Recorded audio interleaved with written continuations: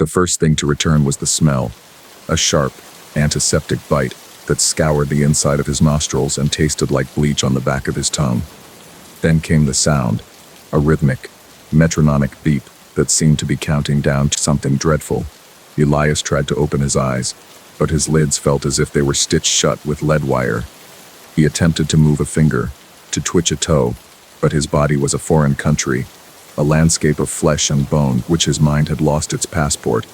A profound, chemically induced paralysis held him in its grip, leaving him a prisoner in the silent, dark theater of his own consciousness.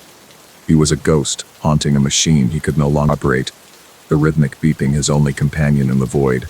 Slowly, painfully, he managed to force his eyelids open, the fluorescent light above him a searing, white-hot sun. The room was sterile, a temple of stainless steel and white tile that reflected the light with blind intensity. He was strapped to a gurney, his head immobilized by a metal halo screwed directly into his skull. A man in immaculate surgical scrubs came into his field of vision, his face hidden behind a mask, his eyes magnified by thick lensed glasses. They were the calmest eyes Elias had ever seen, the eyes of a watchmaker or a cartographer, filled with a terrifying, intellectual curiosity. The man adjusted an IV drip, his movements economical and precise, utterly devoid of emotion. He was not a captor, he was a scientist, and Elias was merely a variable in his grand experiment. "Welcome back to the world of the conscious," the man said, his voice a dry, academic monotone that did not match the horror of the situation. "My name is Dr. Eris Thorne. Please, do not struggle. The cure is quite potent, and you will only exhaust yourself." He held up a syringe filled with a clear liquid. "This will allow for vocalization, but nothing more. I find communication to be a vital part of the process." Elias felt a prick in his neck, and a moment later, the paralysis in his throat and chest receded just enough to allow a ragged, desperate gasp for air. The ability to speak felt less like a gift and more like a tool being handed to a man on the gallows. Final, cruel courtesy before the end. "Where am I? What do you want?" Elias rasped, his own voice sounding alien and distant. Dr. Thorne picked up a polished silver scalpel, admiring its edge in the harsh light. "You are in a place of rebirth, Mr. Hayes, a chrysalis. As for what I want to conquer God. I want to render death obsolete, a quaint, archaic notion from a less enlightened time." He gestured with the scalpel towards the other side of the room. "The human body is a flawed, fragile vessel. The mind, consciousness, the soul, that is the true masterpiece. And I have learned how to move it from a failing frame to a new, more vigorous one. You are to be the recipient of my latest triumph." Elias strained his eyes, following the surgeon's gesture. In the corner, in a cage built of thick, reinforced glass, sat another man. He was powerfully built, a specimen of physical perfection, but his eyes were with the same terror that gripped Elias. He was the donor.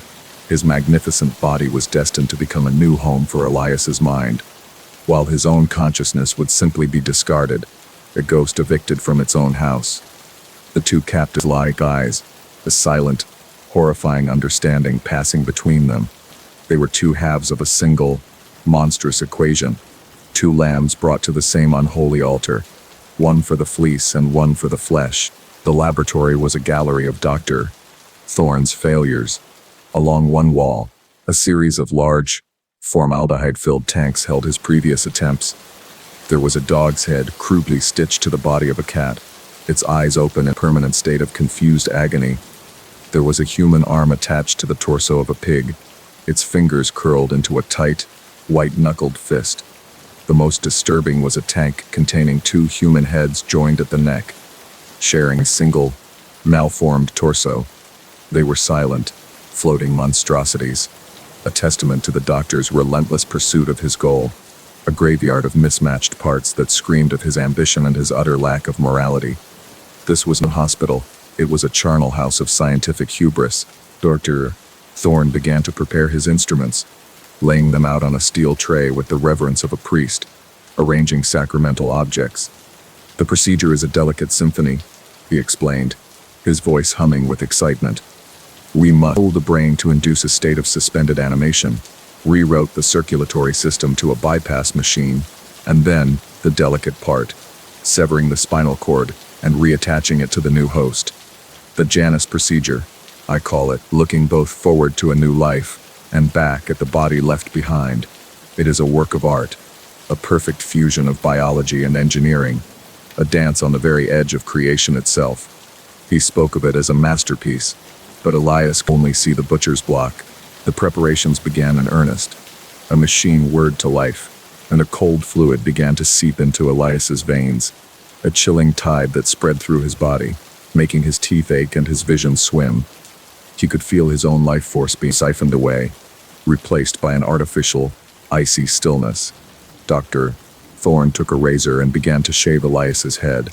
The scrape of the blade against his scalp, a horrifyingly intimate sound. He then did the same to the man in the cage, who whimpered softly, tears streaming down his face. The doctor worked with an unnerving focus, humming a quiet classical tune, a melody of madness that filled the sterile, white room with an almost tension.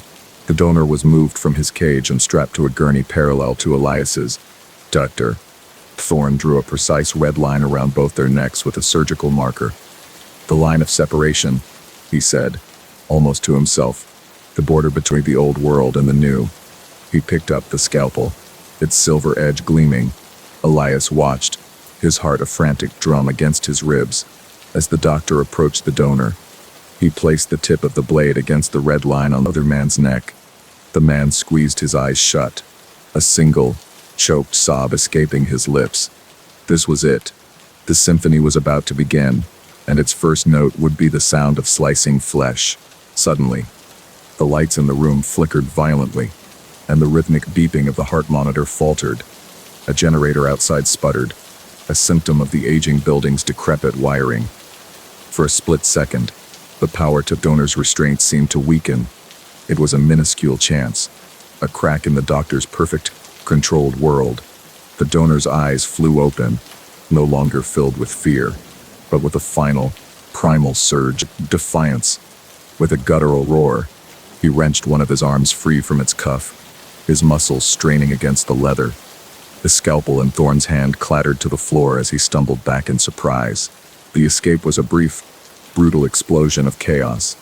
The donor, fueled by adrenaline, swung his freed arm, wildly, smashing a tray of instruments and sending glass vials shattering across the floor. He was a cornered animal, fighting with the last of his strength.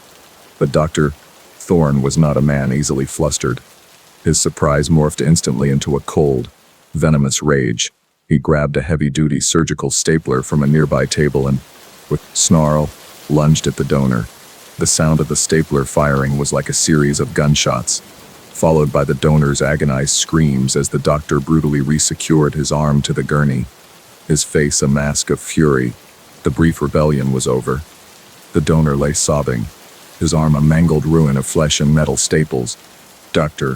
Thorne stood over him, breathing heavily, his calm facade completely shattered. "Insolence," he hissed, his voice trembling with rage. "You are nothing but clay, a vessel. You do not get to defy the sculptor, to punish him." Thorne grabbed a large bore needle and, without any anesthetic, plunged it into the donor's neck, injecting a paralytic.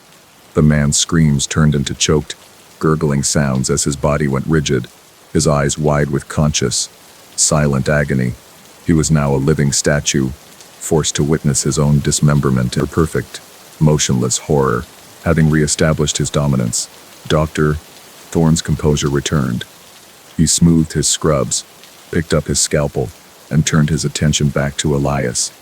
The cold, curious light was back in his eyes. Brief flash of monstrous anger gone as if it had never been there. He had punished the clay, and now he was ready to resume his art. Elias felt a new kind of terror, a cold, empty despair that was worse than the initial panic. He had seen the god behind the mask, and it was a petty, wrathful deity. All hope was extinguished, leaving only the certainty of the violation to come. The rhythmic beeping of the monitor was steady again, a countdown to his dismemberment. "Now," Dr. Thorne said softly, his voice once again calm and academic. "Where were we?" He placed the cold, sharp edge of the scalpel against the red line on Elias's neck. "Let us begin the separation." Elias could feel slight pressure, the promise of the cut. He closed his eyes, not in resignation, but because he did not want his last sight to be the terrifyingly serene eyes of his creator. He focused on the beeping, the steady rhythm of a heart that would soon belong to another body. He felt the sting of the blade as it broke the skin, a thin, hot line of pain that was the first sentence in the final chapter of his life. The world began to dissolve into a haze of cold and pressure. He could hear the whir of a bone saw starting up, a high-pitched, dental drill, sound that vibrated through his skull. He felt a strange sense of detachment, as if he were floating above the gurney, watching the grim proceedings from afar. Was this the soul leaving the body, or just the brain's final, desperate defense against a horror it could not comprehend? The doctor's humming grew louder, a triumphant, terrible melody. Elias's last coherent thought was not of fear or anger, but a simple, chilling question when he woke up. If he woke up, whose eyes would he be looking through? Then, there was only the sound of the saw, and encroaching, absolute darkness. The town of Heavenwood was a place caught in amber, a forgotten pocket of the world where time seemed to flow like thick, slow-moving sap. For Clara, it was meant to be a sanctuary, a quiet escape from the city's relentless noise. The locals were kind, if a little insular, their lives revolving around the town square and the ancient woods that pressed in on all sides. The only discordant note in this rustic harmony was the shop at the end of Main Street, Finch's Fine Taxidermy. Its windows were dark, displaying a lone, moth-eaten owl, whose glass eyes seemed to follow you with a predatory stillness. A silent, dusty sentinel guarding secrets best left undisturbed. Mr. Alistair Finch was as much a fixture of the town as his unsettling shop. He was a tall, gaunt man who moved with the quiet, deliberate grace of a wading bird. His skin was pale and stretched taut over his sharp cheekbones, and his eyes, magnified by thick spectacles, were the color of faded cornflowers. He rarely spoke, and when he did, his voice was a dry rustle, like dead leaves skittering across pavement. The townsfolk gave him a wide berth, their respect tinged with a primal fear. They said he could preserve anything, that his skill was unnatural, a dark art learned in shadowed corners of the world, where life and death were more intimately acquainted. The first disappearance was a quiet affair. A drifter named Tom, who did odd jobs for spare change, simply vanished. In a larger city, he would have been a ghost long before he was gone, but in Havenwood, his absence was a palpable void. The sheriff organized a search party that combed the woods for days, but they found nothing, not a footprint, not a scrap of cloth. It was as if the forest had simply swallowed him whole. A week later, a nearly piece appeared in Finch's window, a magnificent gray wolf, posed mid-snarl, its fur immaculate. People remarked on how lifelike it was, especially its eyes, which held a familiar, desperate shade of blue. Clara's curiosity eventually got the better of her. Pushing open the creaking door to the taxidermy shop, she was met with a wave of chemical-laced air and the silent judgment of 100 glass eyes. Animals of every shape and size lined the walls, frozen in moments of dramatic action. A fox pounced on an unseen prey. A hawk descended with talons outstretched. A deer stood placidly, its head turned as if listening. But there was something wrong with them. The poses were perfect, the expressions too human. In the terrified eyes of a rabbit, she saw a flash of something she recognized, the specific panic of a child lost in a crowd. A few weeks later, the town's librarian, a sweet, timid woman named Eleanor, failed to show up for work. Her car was still in her driveway, her front door unlocked, a half-finished cup of tea growing cold on her kitchen table. This time, the fear in Havenwood was a tangible thing, a cold mist that seeped under doors and through keyholes. The search parties were larger, more frantic, their lights cutting through the oppressive darkness of the wood like frantic, searching fingers. They found nothing. The forest kept its secrets close, and the town was left to mourn another of its own. Another soul plucked from their small, fragile world. Clara couldn't shake the image of the rabbit's eyes. She started watching Mr. Finch, her morning runs, taking her past his darkened shop. She saw him late at night, a solitary light burning in his workshop. His silhouette, a spider-like shape moving behind the grimy glass. She noticed the deliveries of strange chemicals, the large, custom-built crates that arrived in unmarked vans. The sheriff dismissed her concerns as the overactive imagination of a city girl, but Clara knew that the quiet taxidermist was the center of the rot that was eating away at Havenwood. She had to know what was inside that workshop. The lock on the back door was old and yielded easily to a credit card. Slipping inside, Clara was plunged into a darkness that felt heavy, suffocating. The air was thick with the smells of arsenic, formaldehyde, and something else, something richer and more metallic. Her phone's flashlight cut a nervous beam through the gloom, revealing a workshop that was part laboratory, part charnel house. Tools of terrifying specificity lay on steel tables, flesh knives, brain scoops, delicate saws for bone. Tanned hides of unidentifiable creatures hung from the rafters like grotesque laundry, their empty forms swaying gently in the draft she'd created. She moved deeper into the building, past the main workshop, her heart a frantic drum against her ribs. She found a heavy, soundproof door at the back, one that was not on any of the building's original plans. She'd looked up at the county records office. It was locked with a heavy, modern deadbolt, but a key was hanging on a small hook right beside it. A deliberate, arrogant invitation. With trembling hands, she turned the key, the click of lock echoing like a gunshot in the profound silence. The door swung inward, revealing a staircase that descended into an even deeper, more absolute darkness. The room at the bottom of the stairs was a gallery.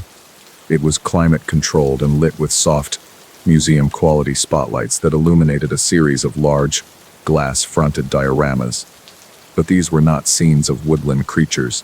The first display case held a man, his body contorted in a pose of desperate flight. His skin was flawlessly preserved, his muscles tensed, his face a mask of primal terror. A small brass plaque on the display read Homo sapiens vagrantes, drifter. It was Tom. His blue eyes, now made of glass, were wide with the same desperate panic Clara had seen in the wolf. Her breath hitched, a sob catching in her throat. She stumbled from one horrific display to the next, a macabre tour of Havenwood's missing souls.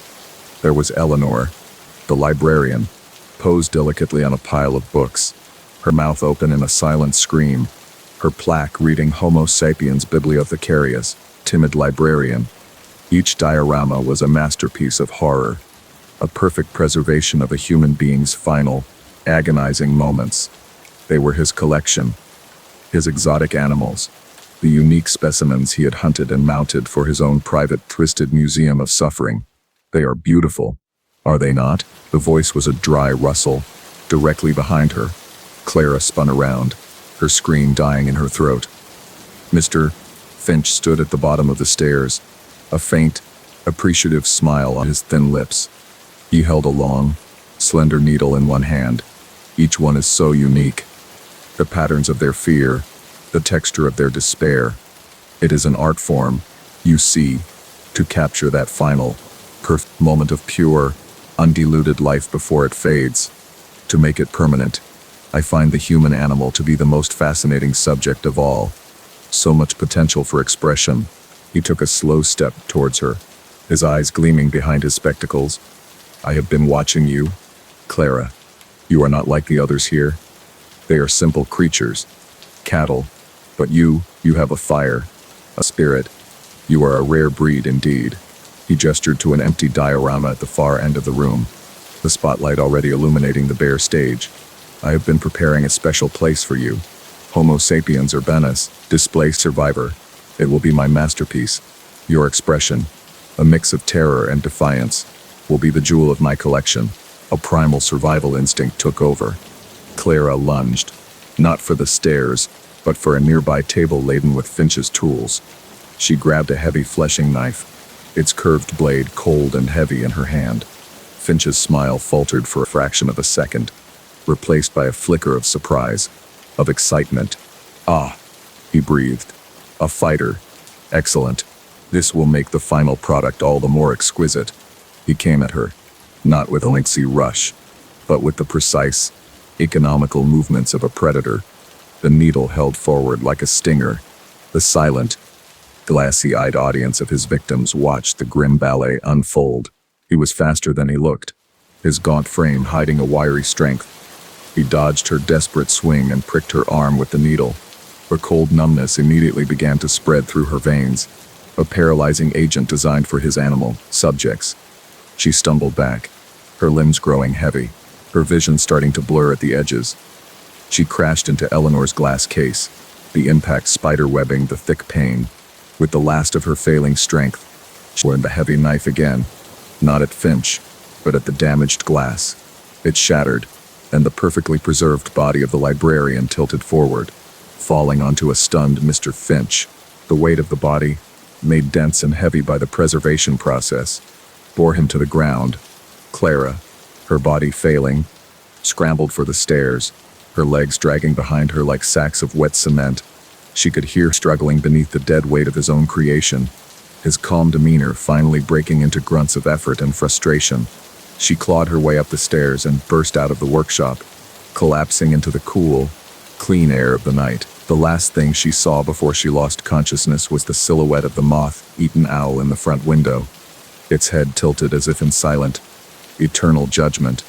Dr. Alaric Finch considered the facility his magnum opus, a cathedral dedicated to the abyss of the human mind, buried deep beneath the desert. Project Echo was designed to answer a single question: what happens when the mind is left completely alone? His 4 subjects, lured by a life-changing sum of money, were the chosen apostles for the silent gospel. There was Marcus, an ex-soldier whose stoicism was a fortress; Lena, a cynical artist seeking a muse in the void; Ben, a bright-eyed student chasing a footnote for his thesis; and Clara, a librarian whose quiet nature seemed a perfect fit for the trial ahead. They were sealed within their pods, ready to become explorers of their own internal, uncharted darkness. Each pod was a perfect void, an anechoic chamber suspended in a larger room, shielded from the world. Inside, the subjects floated weightlessly in a saline solution, warmed to the exact temperature of human skin, erasing the boundary between self and environment. Light was a forgotten memory, and sound was an impossibility. For the first few hours, a profound peace settled over them, a tranquility Finch observed on his bank of monitors, their brainwaves smoothed and gentle, rolling hills of alpha and theta. It was the calm before the storm, the deep, silent breath the ocean takes before the tsunami makes landfall, a perfect, sterile, and deceptive peace. The first fissure in reality appeared after 28 hours. It was Ben, the student, whose voice crackled over the intercom with a nervous tremor. He spoke of whispers, faint and insidious, that seemed to curl into his ear, the heart of the silence itself. The voice, he stammered, was his own, but it spoke of things he'd never thought, secrets he didn't know he had. It mocked his ambitions and preyed on his deepest insecurities. Finch read it as a standard auditory hallucination, a predictable ghost in the machine of the mind, even as a cold knot of unease began to tighten in his own gut. Lena, the artist, soon followed Ben into the madness, but her demons were visual. In the suffocating, absolute black, she began to perceive motion. It started as fleeting phosphorescent trails, the kind you see when you rub your eyes too hard. But they coalesced, gathering substance from the nothingness around her. They became figures, tall and gaunt, sketched from television static and shadow. They stood at the edge of her non-existent field of vision, a silent, watching audience. Her practiced cynicism, her shield against the world, began to flake away, exposing the raw, primal terror cowering beneath. Marcus, the soldier, fought back with the only weapons he had: discipline and routine. He mentally field-stripped his service rifle, recited emergency protocols, and focused on the steady rhythm of his own breathing. But the silence was an unconventional enemy, an insurgency that bypassed all his defenses. It wasn't an absence of sound, but a presence, a heavy blanket that smothered thought. He started to feel it against his skin, a pressure in the water that was not the water, a cold, distinct touch that moved with a slow, deliberate intelligence. He was no longer alone in the tank, and his training had no protocol for this. Through it all, Clara, the librarian, remained an island of calm. Her vital signs were as steady as a flat horizon. her brain activity a placid lake. She reported nothing. No whispers, no shadows, no phantom touches. To Finch, she was the perfect control, a testament to the mind's ultimate resilience. His junior researchers, however, saw something else in the data. They pointed to brief, impossibly frequency spikes in her neural scans, silent electrical storms that raged for microseconds before vanishing. It was the brain activity of someone experiencing something so profound, so overwhelming, that it defied all known metrics perception. The whispers Ben heard evolved into direct commands, a venomous litany from his own throat. They told him of the things that squirmed just beneath the surface of his skin, parasites of silence that had hatched in the void and were now feeding on his very sense. A desperate, primal need to get them out consumed him. The first real sound in his chamber in 3 days was the wet, tearing noise of his own fingernails digging into the flesh of his forearms. On the monitors, his biometrics screamed in a symphony of red alerts, a body in the throes of a war against itself. For Lena, the audience of shadows stepped out of the periphery and drew close. Their forms solidified, their faces becoming distorted, nightmarish reflections of her own. Their eyes were hollowed-out sockets that drank the darkness, their mouths stretched into silent, agonizing screams that echoed directly in her skull. She thrashed wildly in the saline, a desperate, frantic dance to fend off the encroaching horrors. She beat her fists against the sides of Pod, the dull, fleshy impacts of pathetic drumbeat against the infinite, judging silence of her spectral observers. Her own body became a canvas for her terror. Marcus's fortress of discipline was finally breached. The phantom touch was no longer a caress but a crushing grip. He felt immense, unseen limbs wrapping around his torso and legs, pulling him down, trying to drown him in the shallow, breathable fluid. His training screamed at him to fight, to neutralize the threat. He exploded into action, a flurry of punches and kicks aimed at an enemy that existed only in the space between his nerve endings. The water roiled with his struggle, his grunts of exertion swallowed by the soundproof walls. His own formidable strength turned into a tool of self-destruction. From the sterile comfort of his control room, Dr. Finch watched the symphony of collapse with the rapt attention of a conductor. His assistants, their faces pale with horror, begged him to abort the experiment, to pull out. He refused. He saw not a catastrophic failure, but a paradigm-shifting success. The human mind, he theorized, was not meant for a vacuum. When stripped of reality, it did not simply break, created. It birthed its own gods, its own demons, its own tangible, physical hells. He was not a doctor watching patients suffer. He was a cosmogosmus witnessing the birth of new, terrifying universes. Finally, Finch opened a private channel to the one stable subject. "Clara," he said, his voice smooth and professional, "please describe your current psychological state." Her reply came after a long pause, her tone nervingly serene, almost blissful. "Oh, I'm not alone, doctor," she whispered, the sound like dry leaves skittering across pavement. "You were wrong. The silence isn't empty. It's just very patient. It was waiting for us to be quiet enough to hear it, to see it. It was so lonely. I've let it in. We are one now. We are so very grateful for this opportunity." The first casualty was announced not by a scream, but by its sudden absence. Ben's heart monitor flatlined. A recovery team, clad in sterile suits, breached his pod. The student was floating peacefully, a beatific smile on his face that contrasted sharply with the gaping, self-inflicted wound in his neck. He had torn open his own throat with a savage intensity, trying to excavate the source of the whispers. His wide, dead eyes seemed to stare into a distance beyond the padded walls of the chamber, a permanent witness to the horror he had found in the silence. The contagion of madness spread. In her pod, Lena had opened her own veins, using her blood to paint the interior walls with the faces of her audience. A final, desperate act of artistic appeasement. The crimson figures seen writhed in the low light of the recovery team's headlamps.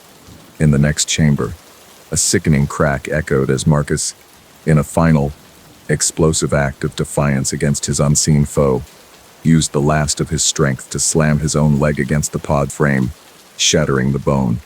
He had made a sound the silence could not ignore, a final scream of defiance written in calcium and marrow. Clara's voice, now devoid of any human inflection, filled the control room speakers. It was never a hallucination. "Doctor," it chimed. "It is a predator that hunts in the spaces between your senses, a being of context. You did not create it. You merely rang a dinner bell that echoed across the void." The voice was cold, ancient, and filled with a terrible, patient hunger. "My mind was the door. Now it is vessel, and we are so very, very hungry. You have starved us for so long, and now you will provide the feast." A sudden, jarring clang echoed through the facility as the blast doors slammed shut, sealing them all in. The lights in the control room flickered violently before extinguishing, plunging Finch and his terrified team into the same profound, absolute darkness as his subjects. The hum of the machinery died, replaced by a silence that was thick, heavy, and alive. The last thing Alaric Finch ever heard was Clara's voice, no longer coming from the speakers, whispering directly into his ear from the suffocating, watchful darkness right behind him. The first thing he was aware of was the cold. It was a deep, penetrating chill that seemed to emanate from the steel table beneath him, seeping into his old bones with a clinical indifference, scraped away the last vestiges of his memory before this moment. He remembered the rain, a lonely road, and the sudden, blinding glare of headlights. Then, only this cold, silent darkness. He flexed his fingers, feeling the rough texture of a restraint against his wrist. Panic, cold and sharp as the table, began to prickle at the edges of his consciousness. A frantic bird beating against the cage of his drugged stupor. A voice, calm and measured, cut through the fog. Consciousness is a remarkable, yet fragile, construct. Wouldn't you agree? Leo forced his eyes open. The light above was a soft, diffused glow, illuminating a ceiling of polished chrome that reflected his own distorted face. Standing over him was a man in immaculate surgical scrubs, his features sharp and intelligent, his eyes holding a placid curiosity that was utterly devoid of empathy. "Mine is Dr. Alistair Finch," the man continued, his voice as smooth and cold as a scalpel. "You have been chosen for a project of monumental significance. A transition. Please, do not struggle. The sedatives are quite potent, and you will only exhaust yourself needlessly." Dr. Finch moved with an unnerving grace, his movements economical and precise as he checked a series of monitors beside the table. The room was not a hospital room, it was a laboratory, a temple of gleaming steel and humming machinery. Glass cabinets lined the walls, filled with anatomical models and specimens preserved in amber fluid. Leo's gaze fell upon one particular display, a human head, its eyes open and aware, connected by a series of tubes and wires to a complex life support system. It was alive. Its mouth opened and closed in a silent, desperate scream that was lost to the hum of the machines that served as its new, grotesque body. "The Atlas Protocol," Finch explained, noticing Leo's horrified stare, the great titan who held the heavens on his shoulders. "A flawed metaphor, perhaps. I am not burdening a body with the heavens, but rather liberating the mind from the body's frailties. The vessel you inhabit is a cage of decaying meat, prone to disease and failure. The consciousness, the true self, is a passenger. I am merely providing a new, more suitable vehicle for the journey." He gestured around the lab. "These are my prototypes, my early attempts, each one a lesson, a step toward perfection, a necessary sacrifice for the advancement of human evolution itself." Leo was moved to a sterile, white cell, the door a seamless panel of reinforced steel. The restraints were gone, but freedom was a laughable illusion. He was a specimen in a jar, observed by unseen eyes. His food arrived through a silent slot in the door. His waste was disposed of by an automated system. Days blurred into a monotonous cycle of sterile silence and creeping dread. He soon realized he was not alone. Across the narrow corridor, visible through a wall, thick-paned window in his door, was another cell.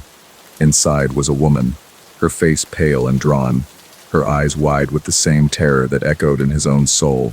They learned to communicate through the glass, a pantomime of shared fear. Her name was Clara. She had been a musician, a cellist. She had been taken from her apartment weeks ago.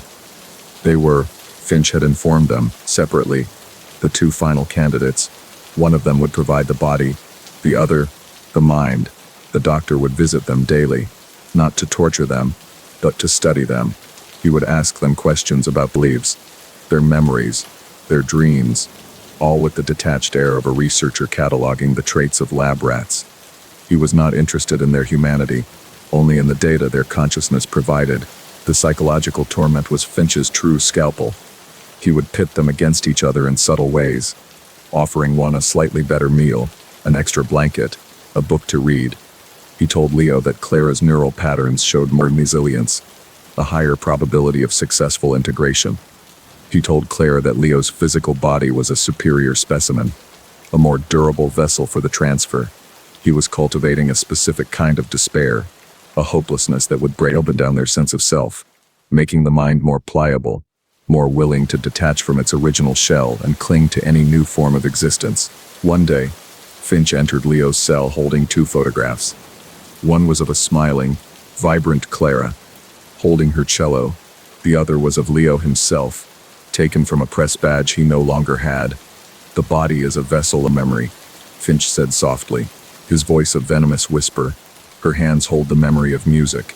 Your mind holds the memory of truth, of investigation. Which is more valuable, which is more worthy of preservation? Tomorrow, we will find out. The procedure is scheduled for dawn. I have made my selection.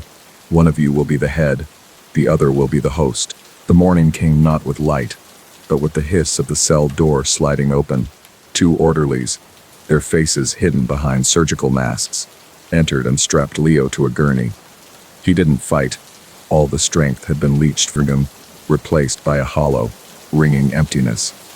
They wheeled him down the corridor, past Clara's cell. He saw her through the window, her face a mask of frozen terror as she watched him go. Their eyes met for a fleeting moment, a silent acknowledgement of their shared, hideous fate.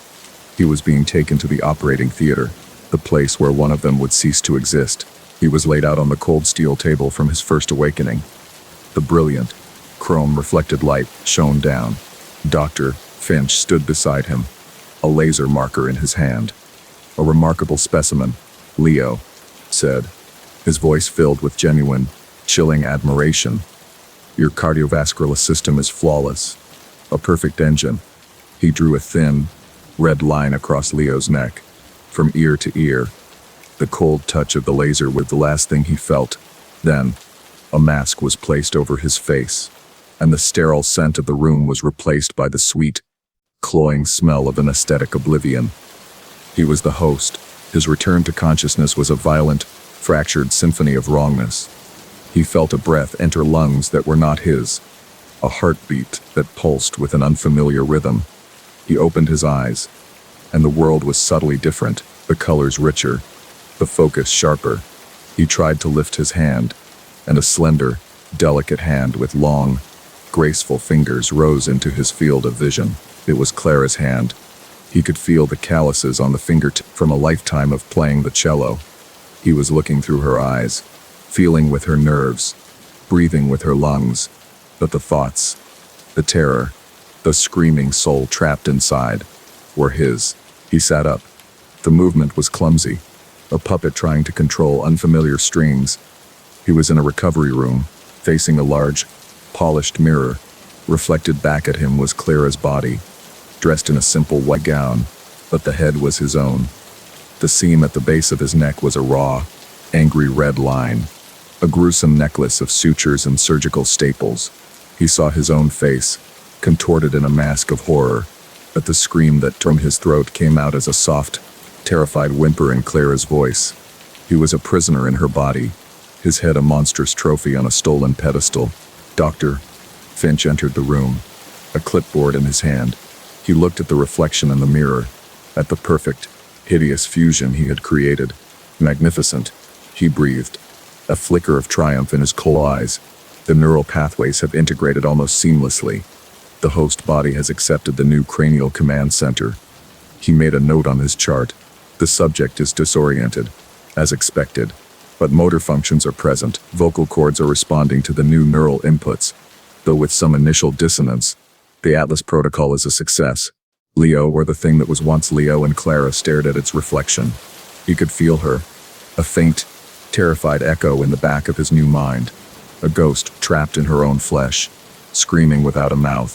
He could feel the phantom memory of her hands on a cello, the muscle memory of a life that was not his. He tried to stand, to run, to smash the mirror, to tear his own head from this foreign body. But the limbs would not fully obey, trembled, caught in a war between two consciousnesses, two souls locked in a single, unholy union. Finch watched with detached fascination, a god observing his flawed, beautiful creation. "You will adapt," he said, his voice soothing and monstrous. "In time, the two consciousnesses will merge, creating a new, singular identity, a being superior to its component parts. You are the first of a new species, the dawn of a new humanity." He smiled, a thin, cruel line on his face. "And I have so many more parts to choose from, so many more beautiful combinations to create." The creature in the mirror looked at its hands, then back at its face, and began to weep with two voices at once. Dr. Alistair Finch believed death was not a finality, but a mechanical failure, a problem of engineering that he alone was brilliant enough to solve. In the sterile, subterranean silence of his private laboratory, far from the prying eyes of the ethics committees that had cast him out, he worked to correct God's most glaring design flaw. The air was thick with the scent of ozone and formaldehyde, a holy incense for his unholy work. His altar was a steel table, and his sacrament was a proprietary serum, a shimmering, this fluid he called the Lazarus strain. For weeks, his only success had been the faint, anemic twitching of severed frog legs and the pathetic flutter of a pig's excised heart. His breakthrough came on a rain-lashed Tuesday night, delivered in the form of a severed human hand, procured from a morgue attendant with a gambling problem and a flexible conscience. He laid the pale, waxy appendage in a porcelain tray, his fingers curled in a gesture of final repose. With a surgeon's precision, he injected the Lazarus strain directly into the brachial artery. For a long moment, there was nothing but the hum of his machinery and the drumming of the rain against the steel cellar doors. Then, a single finger twitched. It was a spastic, ugly movement, but it was life. The hand slowly, impossibly, began to crawl across the tray. A pale, five-legged crab searching for the body it had lost. The hand was a proof of concept, a glorious, horrifying success. But it was not enough. A disembodied limb was a parlor trick. Alistair's ambition demanded a complete vessel. He began his collection in earnest, becoming a scavenger of tragedy, a ghoul in a lab coat. He haunted the lonely country roads where fatal accidents occurred, arriving before the authorities to claim a limb, an organ, a swath of undamaged skin. He bribed cemetery groundskeepers to turn a blind eye to the desecration of fresh graves. Each piece was chosen with a connoisseur's eye: the powerful legs of a marathon runner, the broad, muscular torso of a construction worker, the delicate, artistic hands of a pianist. In the cold, blue light of his laboratory, he began to assemble his man. The process was a grotesque parody of creation, a symphony of needle, thread, and surgical staples. He stitched the runner's legs to the laborer's torso, uniting them with a stomach that had belonged to a man who choked to death in a diner. He attached the pianist's hands to the arms of a drowned fisherman. He worked with a feverish intensity, his mind a whirlwind of anatomical charts and electrical impulses. He was not merely stitching flesh, he was weaving a tapestry of stolen lives, creating a body that had never known a single unified existence, a vessel of composite tragedies. He flooded the patchwork corpse with the Lazarus strain, stepping back as the electrical current surged. The creature on the table did not rise, it convulsed. It was a storm of mismatched parts. A civil war fought across a battlefield of flesh. The runner's legs kicked wildly, trying to flee the table, while the fisherman's arms thrashed, as if fighting a phantom tide. A low, wet moan escaped from lungs that had last drawn breath in a hospital bed, a sound of pure, biological confusion. It was alive, a symphony of stolen nerve endings playing a cacophony of pain, its mind a void, its existence a constant, silent scream trapped within a prison of mismatched flesh. Alistair watched, not with horror, but with the critical eye of a dissatisfied artist. The body was a masterpiece of biological engineering, strong and resilient, but it was mindless, a puppet animated by raw, chaotic electrical signals. He realized the flaw in his design, the brain. He had used the brain of a vagrant, a mind clouded by years of cheap liquor and despair. The vessel was perfect, but the pilot was broken. He needed a new brain, a keystone consciousness, brilliant, sharp, and resilient. A mind that could tame the warring factions of its own body and become the first of a new, immortal species. His species, his thoughts, cold and precise, settled on Dr. Elena Vance. It was a poetic, venomous justice. Elena, his former protégé, the brilliant neuroscientist who had publicly condemned his research, who led the charge to have him stripped of his funding and his reputation. She had called his work an abomination, a sin against nature. Now, her brilliant mind, the very instrument of his downfall, would become the crown achievement of his work. Her consciousness would be the ghost in his machine, the queen on his chessboard of flesh and bone.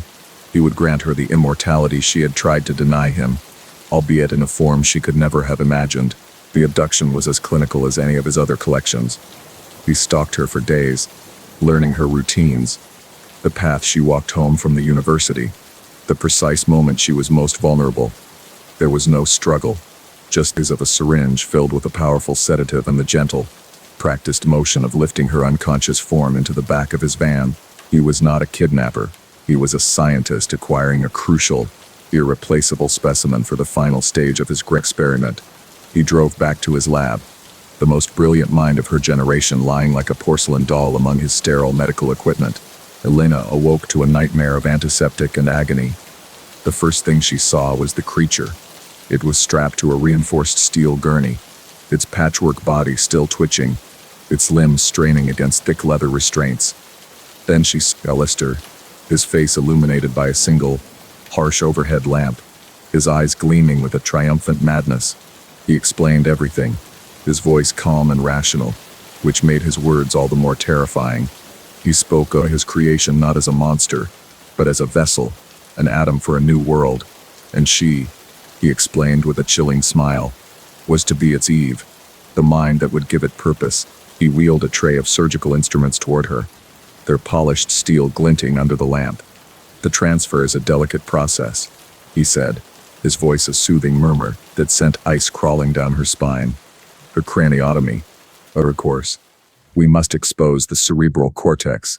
I will then use a network of microelectrodes to map your neural pathways, your memories, your very essence. We will copy the soul, Elena, and paste it into a body that will never fail. He picked up a bone saw, its serrated teeth seeming to grin at her. Don't be afraid, he whispered, his voice filled with a terrifying sincerity. You are about to become a god. As Alistair began his preparations, calibrating his machines and sterilizing his tools, something shifted in the room. A low groan emanated from the creature on the gurney. It was different from the mindless moans it had made before. This sound had a texture, a resonance of something almost human. Its eyes, the eyes of a man who had died in a house fire, flickered toward Elena. For a fleeting second, she saw not a void, but a glimmer of recognition, a spark of confused, horrified empathy. The pianist's fingers on its left hand twitched, not randomly, but as if trying to form a chord, a phantom melody of a life long since extinguished. The leather straps holding the creature's right arm began to creak, the stitching groaning under an impossible strain. The arm, which had belonged to the drowned fisherman, flexed with a strength born of a lifetime hauling nets from the sea. Alistair, his back to the gurney, was too engrossed in his work to notice. The groaning from the creature grew louder, deeper, a chorus of stolen voices rising from its composite throat. It was the runner's legs straining for a fine to sprint, the laborer's torso twisting with raw power, the pianist's fingers curling into a tight, vengeful fist. The pain of a dozen deaths was coalescing into a single, unified purpose to end its creator. With a sound of tearing leather and snapping steel, the creature ripped its arm free. It was not a calculated act of escape, but a volcanic eruption of pure, agonized force. It swung its liberated limb, and the steel tray of surgical instruments went flying, scattering bone saws and scalpels across the concrete floor. Alistair spun around, his face a mask of disbelief that quickly curdled into fear. The creature he had built, his mindless atom, was breaking itself apart to get to him. It tore its other arm free, then its legs. The sounds of its own flesh ripping drowned out by a roar that was the sum of all its stolen last breaths. The fight was a brutal, primal ballet of creator versus creation. Alistair, armed with a heavy wrench, was no match for the monster he had assembled. The creature was a whirlwind of unnatural strength and uncoordinated rage. Fisherman's arms crushed his ribs. The runner's legs kicked his knees out from under him.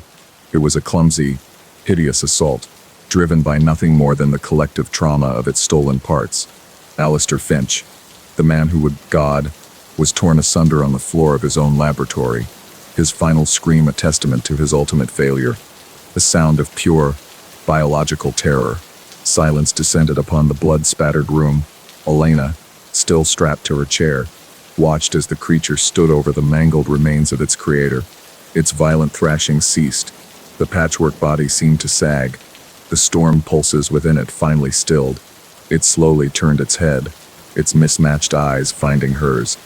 There was no malice in its gaze, no intelligence, only a profound and weary emptiness. In that moment, she saw it not as an abomination, but as a walking cemetery, a monument to stolen lives. The creature took one slow, shambling step toward the door, and then another, a collection of tragedies walking out into the night, leaving her alone, the dead. The first sensation was the relentless hum, a low-frequency vibration that seemed to originate from inside his own skull. Then came the light, a sterile, shadowless white that bleached all color from the world. Daniel's eye fluttered open to a ceiling of polished steel, grids of fluorescent panels reflected in its perfect, cold surface. He tried to move, to sit up, but a profound disconnect existed between his mind and body. It was not paralysis, it was essence. He could feel the crisp, cool air on his face, the slight pressure of a leather strap across his forehead. But below his chin, there was nothing. A void. He was just a head, a consciousness tethered to a machine, floating in an ocean of terrifying numbness and that incessant, soul-shaking hum. A figure swam into his peripheral vision, resolving into a man in immaculate surgical scrubs, his face hidden behind a sterile mask and magnifying loupes. The eyes that peered down at him were a pale, dispassionate blue, like chips ice. "Ah, you are awake. Excellent," the man said, his voice calm and clinical, devoid of any emotion. "My name is Dr. Albrecht. Please, do not be alarmed. You are on the precipice of a great rebirth, a transition that will redefine the very nature of existence. You are a pioneer, the first true voyager. The physical shell you once inhabited was inadequate for the journey, a flawed vessel. I have taken the liberty of preparing you for a new one, a far superior model." With the press of a button, a section of the steel ceiling retracted, revealing a gallery above. Daniel's eyes widened in horror. He was in a circular chamber, a macabre operating theater in the round. Lined against the curved walls were enormous glass vats, each filled with a glowing, viscous fluid.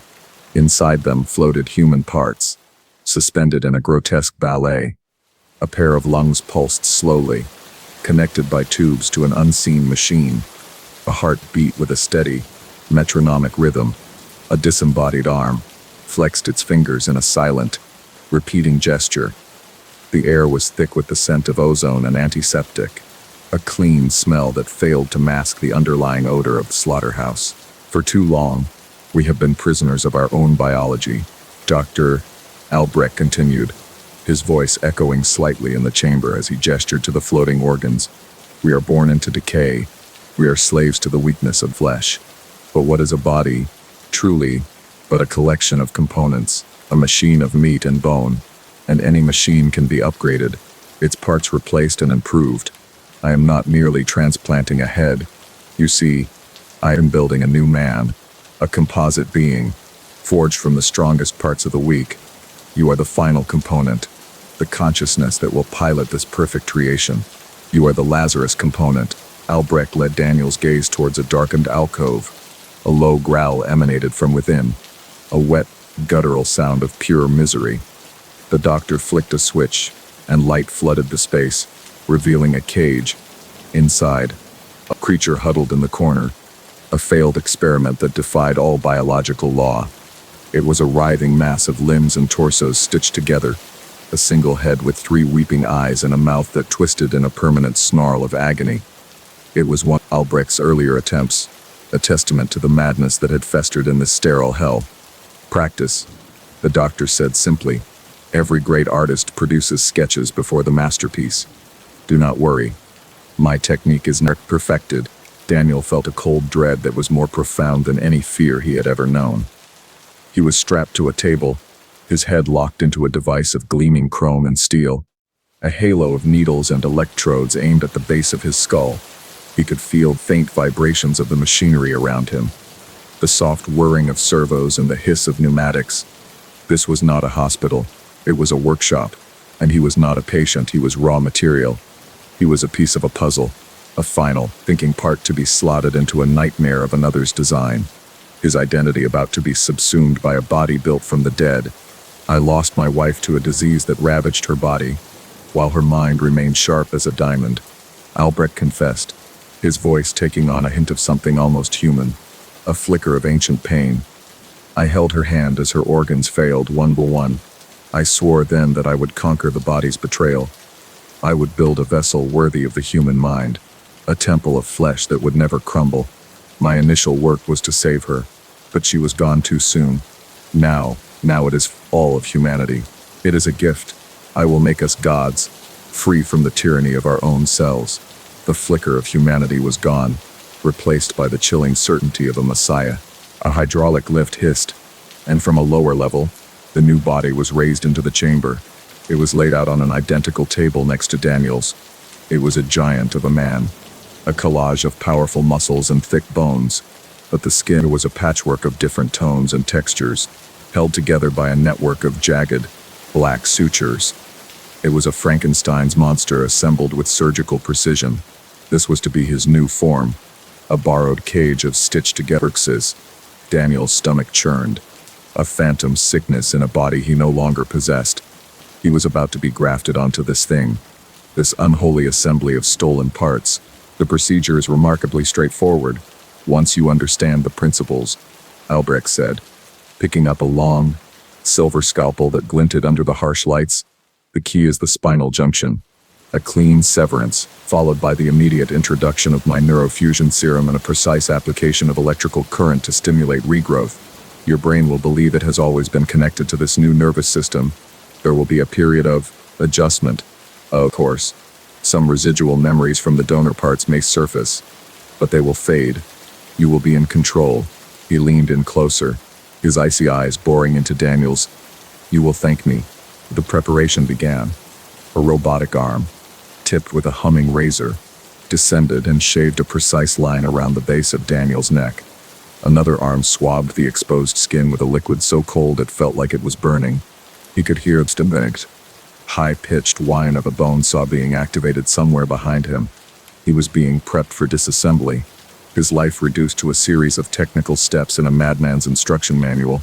He closed his eyes, trying to remember his real body, the feeling of his own hands, the rhythm of his own heart, but the memories were already starting to feel distant. Like a story he'd once been told about a stranger, a primal scream of pure terror erupted from his throat, a raw, desperate sound of an animal caught in a trap. He thrashed his head, straining against the leather strap and the steel brace. A futile, explosive burst of adrenaline. For a second, he felt the brace shift, a millimeter of give, hope, insane and blinding, surged through him. He was a man, not a component. He was a soul, not specimen. He would not be disassembled. He roared again, a challenge to the sterile white room and the mad god who ruled it, pouring every last ounce of his will and his identity into that final, defiant act of rebellion. His resistance was met with cold, indifferent mechanics. Automated clamps shot out from the table, slamming against his temples with brutal force. A pneumatic hiss sounded by his ear, and a needle plunged into his jugular vein, delivering a flood of icy liquid into his system. The ability to scream, to move, to even tense a muscle, vanished instantly. He was once again a prisoner, but this time, it was inside his own mind. Only his eyes could move, wide with silent, screaming horror, forced to watch as Dr. Albrecht approached, the whirring bone saw now in his hand, its serrated edge gleaming. The doctor placed a mask over Daniel's nose and mouth. A sweet, chemical scent filled his nostrils. "Do not be afraid," Albrecht's voice said, seeming to come from a great distance. "You are about to be born again." The sterile white room began to swim, the steel ceiling dissolving into a blurry, green haze. Daniel's last conscious thought was not of his family, his life, or his impending death. It was a phantom sensation, a memory from a body no longer had the simple, profound feeling of wiggling his toes in the warm sand. A final echo from a world he was about to leave forever. The darkness consumed him completely. Consciousness returned not as a rush, but as a slow, creeping tide. The ceiling was the same, but the hum was different. Deeper, a resonant thrum that seemed to be coming from his own chest. He took a breath, and the lungs that inflated felt impossibly large, powerful. He felt an itch on his arm, and with a thought, a hand, a huge, calloused hand, with thick fingers, rose into his field of vision to scratch it. It worked. The machine was operational. He was connected. He sat up. The movement, effortless. The sheer strength of this new body staggering. He looked down at the patchwork of sutured skin, the powerful limbs. He was a monster. He stood, his new height dizzying, and looked at the empty table where his head had been. A wave of vertigo and nausea washed over him, a disorienting clash of memory and reality. He had done it. He had survived. He was in control of this new form. A sense of grim triumph began to bubble up from the horror. But then, a new voice spoke, not from the room's speakers, but from inside his own mind. A calm, clear thought that was not own. There was a whisper in the back of his new brain. "It is an impressive vessel, is it not?" The thought echoed. "Do not worry. You will get used to sharing." Dr. Alistair Finch was a man racing against his own cellular decay. A brilliant biologist, ostracized by the mainstream scientific community for his radical theories.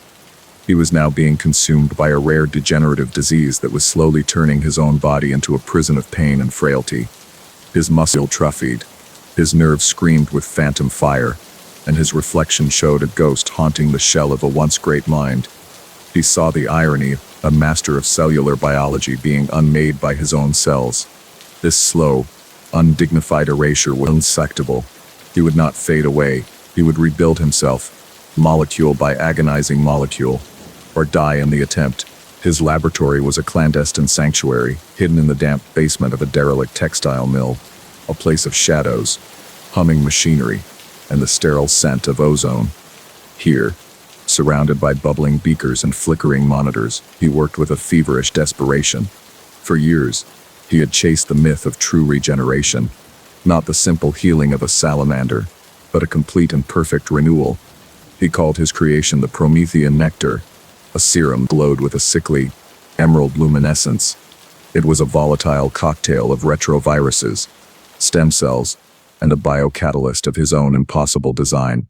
A formula that promised to rewrite the very language of life. The night he chose was moonless. The silence of the old mill broken only by the frantic thumping of his own failing heart. His hands trembled as he filled the syringe, the glowing green liquid seeming to pulse with a life of its own. There was no more time for trials, no more room for doubt. This was the precipice. With a ragged breath that was half prayer, half curse, he plunged the needle into his thigh. The serum hit his bloodstream like a bolt of lightning. An agony beyond comprehension seized him, a fire that burned through every vein and nerve. as if his body were being torn apart and reassembled simultaneously. Then, just as he felt his sanity fraying, a profound, euphoric calm washed over him. In the first week, it was a miracle. The constant pain that had been his companion for years simply vanished. The tremors in his hands ceased. He watched, mesmerized, as the gaunt hollows of his face filled out, his skin regaining a youthful elasticity. Old scars, relics of a clumsy childhood, faded into nothingness. He felt a strength he hadn't known since he was a young man, a vitality that was almost intoxicating. He meticulously documented every change, his scientific mind marveling at the sheer perfection of the process. The serum hadn't just cured him, it had perfected him. His hubris, once a quiet seed, began to sprout in the fertile ground of his success. The first discordant note in his symphony of revival came during his morning shave. A careless slip of the razor opened a deep gash on his jaw. He barely felt it.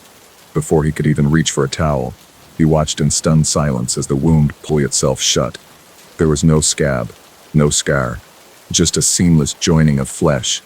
But it was wrong. The new patch of skin was subtly different, paler, with a waxy, almost translucent quality. It felt unnerving smooth, like polished marble. The regeneration had been instantaneous, but it hadn't been a perfect restoration. It was an aggressive, alien repair.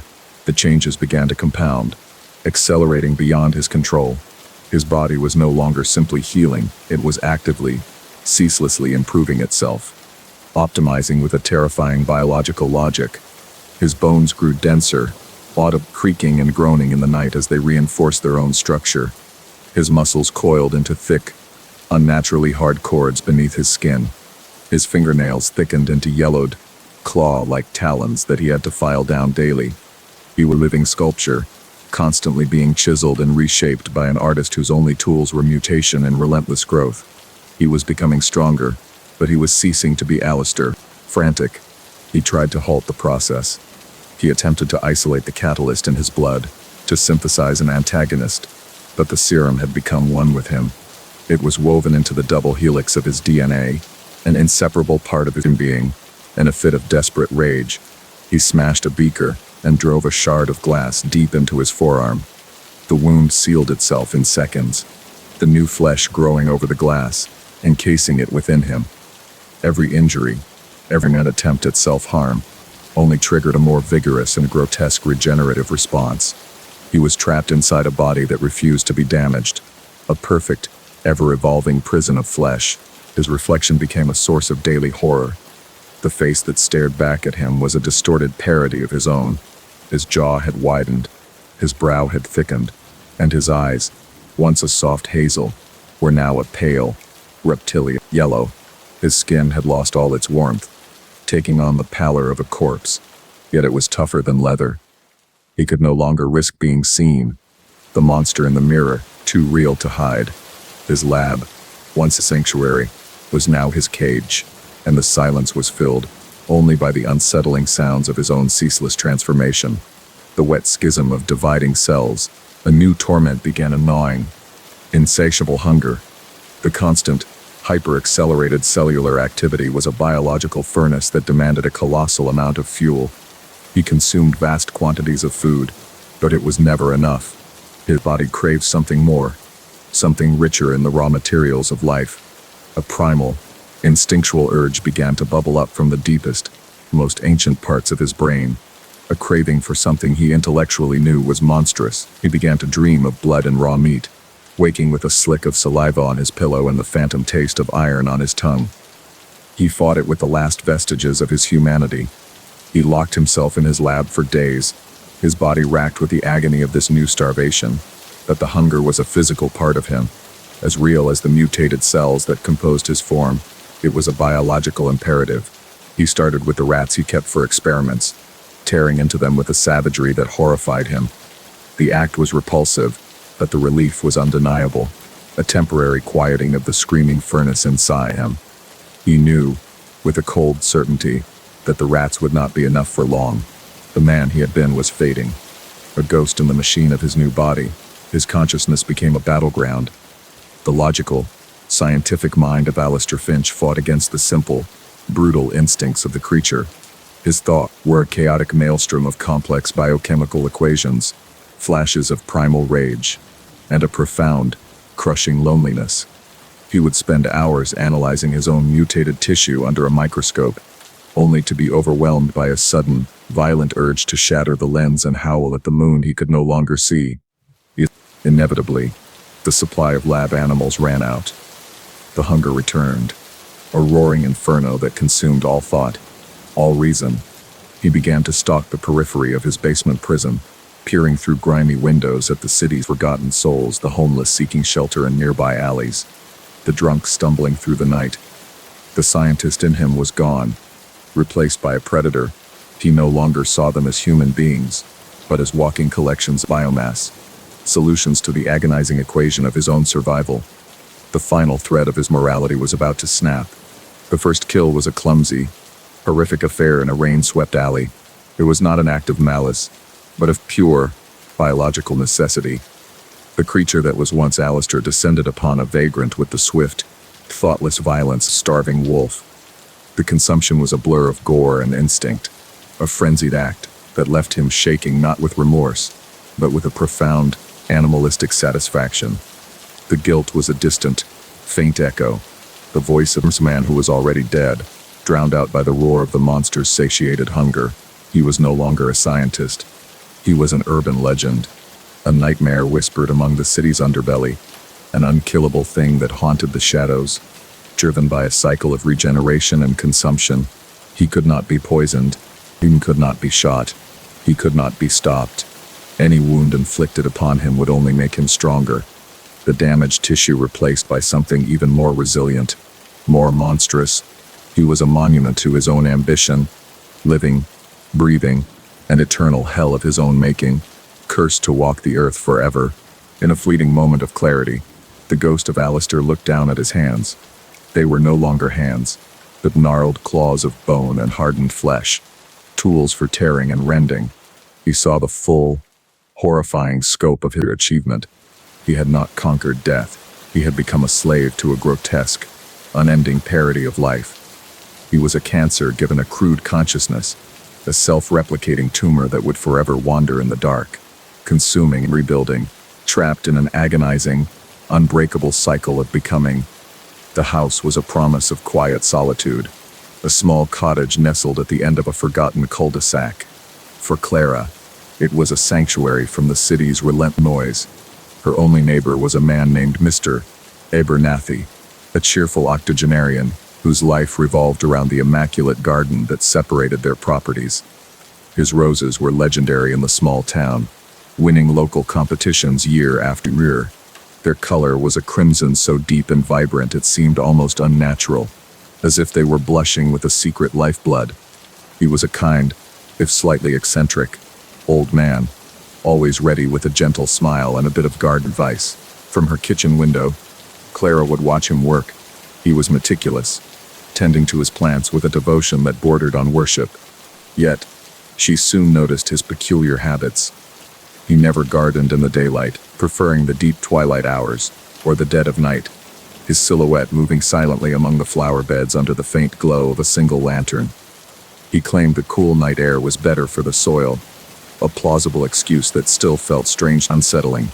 Sometimes, a strange, sweetish odor would drift from his yard on the night breeze, a scent that was not entirely floral, carrying a faint, coppery undertone that reminded her of old, wet earth. The local news began to report on a string of disappearances. First, a traveling salesman who frequented their route, then a young woman who had been jogging along the nearby trails. The town buzzed with a nervous energy, but the disappearances were disjointed, with no apparent connection between the victims. Clara felt a prickle of unease, locking her doors a little earlier each evening. Mr. Abernathy seemed unperturbed by the news, simply shaking his head sadly, remarking on the wickedness of the world before turning his attention back to the prize-winning roses that were his entire world. One evening, Clara's cat, a ginger tabby named Marmalade, slipped out the back door and didn't return. She spent the next day calling his name, her voice growing hoarse with panic. She finally knocked on Mr. Abernathy door, her last hope that he might have seen him. The old man's face crinkled with sympathy. He hadn't seen the cat, he said, but he offered her his finest rose to cheer her up. He clipped it from the largest bush, a bush perfect and deeply red. It looked like it was carved from velvet. As she took it, she noticed a dark, rich stain on his gardening gloves that wasn't soil. That night, a violent thunderstorm rolled in, lashing the town with wind and rain. A furious gust tore through the gardens, and Clara heard a heavy thud from outside. Peeking through the rain-streaked window, she saw that one of Mr. Abernathy's heavy, cherubic garden statues had been toppled. In a brilliant flash of lightning that illuminated the yard in stark, monochrome detail, she saw something pale and slender protruding from the upturned earth, where the statue's base had been. It looked unnervingly like a human finger, white and waxy against the dark, muddy soil. The image was seared into her mind. She barely slept, the storm outside a pale reflection of the tempest in her thoughts. The next morning, the statue was back in its place, the soil around it perfectly smooth, as if nothing happened. She tried to convince herself it was a trick of the light, a gnarled root exposed by the rain, but the memory was too vivid, too horrifyingly clear to be dismissed.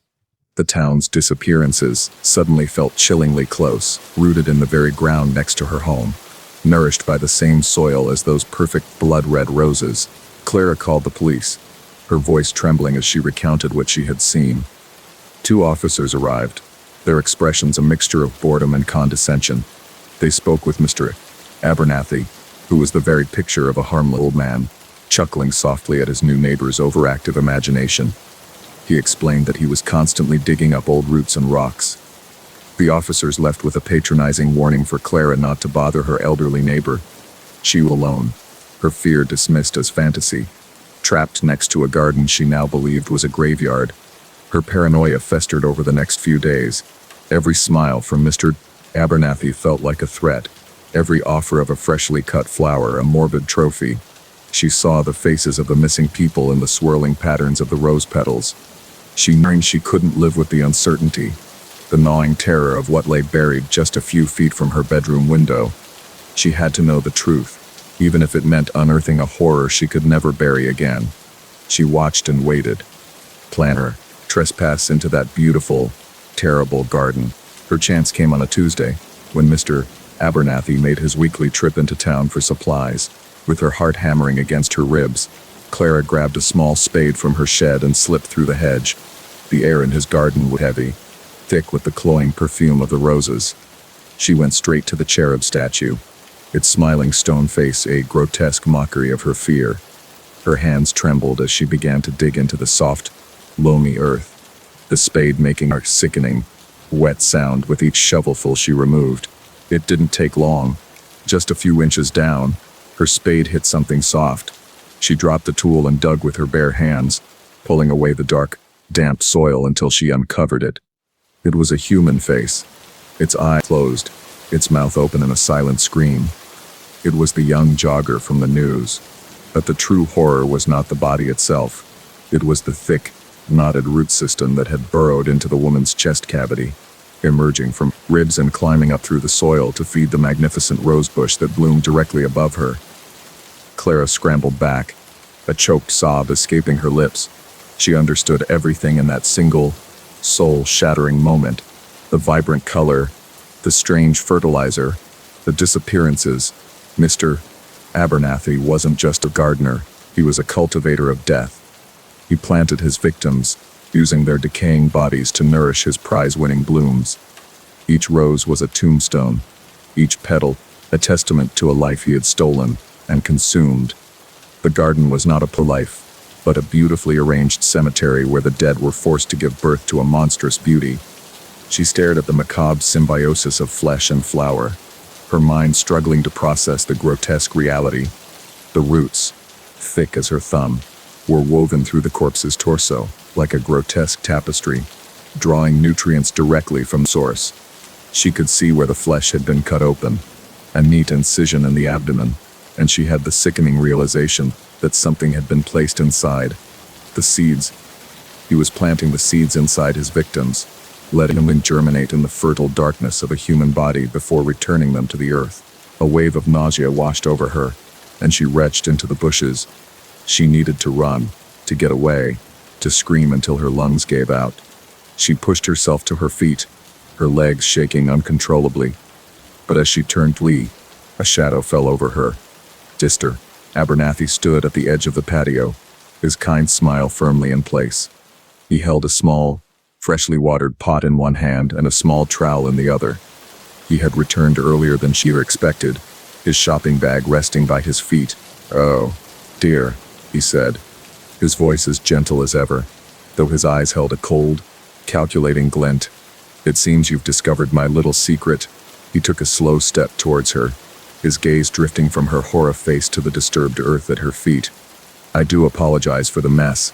It's so hard to find help these days. Everyone is always in such a rush, never willing to put down roots." He looked at the empty patch of soil next to the jogger's floral grave with a thoughtful expression. He then looked directly at Clara, his smile widening. "You know, I was just thinking this very spot could use a touch of color. Perhaps something exotic." He held up the pot in his hand, showing her the delicate green shoots beginning to sprout from the soil. "Have you ever seen a black dahlia in full bloom? My dear, they are notoriously difficult to cultivate. They require a very specific, very dedicated kind of nourishment to achieve their true potential." His shadow stretched long across the garden, engulfing her completely. Detective Alistair Finch felt the city's grime not just on his skin, but in his soul, a persistent layer of filth that no amount of whiskey could scrub away. The case file on his desk was the latest stain, 3 disappearances in as many months. Each victim plucked cleanly from their life with no ransom, no struggle, no trace. The only thing connecting them was a shared, quiet desperation, a loneliness that made them invisible long before they vanished. Alistair stared at the rain-streaked window, the neon lights of a bar across the street bleeding into the puddles below. He knew this wasn't a simple kidnapping. This was something else, something methodical and patient, like a spider waiting in the center of an unseen web. The silence in his office was heavy, punctuated only by the drip of a leaky pipe, a sound like a clock ticking down to the next victim. The only lead was a bizarre one, left on the damp pavement where the latest victim, a librarian named Eleanor Vance, was last seen. It was a small, exquisitely detailed wax hand, no bigger than his thumb, resting in a prayerful pose. The craftsmanship was unnerving, every line and pore rendered with impossible precision. It felt warm to the touch, almost alive, and smelled faintly of lavender and something acrid, like burnt sugar. Forensics found nothing. No prints, no DNA, just wax. Alistair kept it on his desk, a tiny, pale idol mocking him with its silence. He felt it was a message, a piece of a larger, more terrifying. It was a statement of intent from an artist whose medium was human suffering, a calling card from a ghost. He worked backwards, digging into the victims' lives, searching for a common thread in the tapestry of their mundane existences. They were all solitary figures, people who had experienced a profound loss or a public shame, individuals yearning for a way to erase a past mistake. They had all recently withdrawn large sums of cash and had been traced to the same derelict industrial district by the old canals. Alistair felt a cold dread creep up his spine. They weren't being taken against their will. They were walking willingly into the arms of their destroyer, seeking some kind of absolution. They were looking for a way to be cleansed, and something in the city's rotten heart had promised to wash them clean. A promise with an unholy price. His off-the-books inquiries led him to whispers of a fringe group known as the Apostles of Form. They were spoken of in hushed tones in occult bookstores and shadowy art collectives, a sect that blended aestheticism with extreme penance. Their dogma was built on belief that the human body was a canvas, stained by the sins and sorrows of life. To them, true purity could only be achieved through a final, transformative act of creation, a permanent baptism that would preserve the vessel in a state of ultimate grace. They were phantoms, with no official records, no leader, no known location. They were a rumor, a ghost story told to frighten aspiring artists. But Alistair knew they were real, and their galleries was filled with the missing, Following a hunch from a jittery informant, Alistair found himself outside a disused candle factory on the edge of the industrial zone. The air hung thick and cloying, a nauseating mix of paraffin, chemical scents, and an underlying sweetness that reminded him of a butcher shop. The windows were painted black, and a low, monotonous chanting hummed from within, a sound that seemed to vibrate in his bones. He slipped through a rusted side door, his hand resting on the cold steel of his revolver. The darkness inside was absolute, a heavy blanket that swallowed the feeble light from the doorway. He moved forward, guided only by the unnerving hum and the suffocating, waxy stench that promised to reveal a profound, terrible truth. The first thing he saw when his eyes adjusted were the statues. They stood on simple plinths in a vast, cavernous space, arranged like a grotesque congregation of saints. There were dozens of them, each one a life-sized figure captured a moment of raw emotion, terror, agony, desperate prayer. The detail was beyond belief. Every strained muscle, every tear track, every strand of hair was perfectly preserved beneath a translucent, amber-like sheen. Eased closer to one, the figure of a man on his knees, face up, turned in a silent scream. He recognized the man's face from a missing person poster. These weren't sculptures made of wax. They were sculptures made of people, encased with dirt, their final moments immortalized. On a crude wooden lectern in the center of the gallery, he found their scripture. It was a thick, hand-bound book filled with manic scrawls and detailed anatomical drawings. The text spoke of the somatic stain, the idea that sin was a physical residue that clung to the flesh. It described their ritual as a purifying immersion, a holy act to cleanse the soul by boiling away the filth of the body. According to their twisted philosophy, death by boiling wax was not an execution, sacrament. It was the only way to achieve a perfect, unblemished state, to become a work of art for their silent God, a monument to repentance that would last for eternity, an icon of beautiful, silent suffering. The book detailed the process with chilling, clinical precision. The chosen penitent would be brought to the Eterna, a massive bronze cauldron. As the wax was heated to a rolling boil, the apostles would circle the vessel, chant the litany of the subject's sins, their voices rising in a hypnotic crescendo. The penitent, often in a state of drugged or terrified acceptance, was made to understand that this pain was their salvation. The rising steam was the breath absolution, and the searing heat was the kiss of purity. It was a meticulously planned ceremony, a piece of performance art where the final applause was the sound of a human being boiling alive in their own tomb. He turned a page and was met with a graphic illustration of the ritual's climax. The drawing showed a figure, bound and gagged, being lowered by a system of chains and pulleys into the steaming cauldron. The text described the sound of the scream instantly cut off as the molten liquid filled the lungs, the flash, cooking of skin and muscle. It spoke of the violent convulsions that followed, the body's final, futile rebellion against its horrific baptism. The author wrote of the smell of cooking meat, mingling with the perfumed wax, calling it the incense of ascension.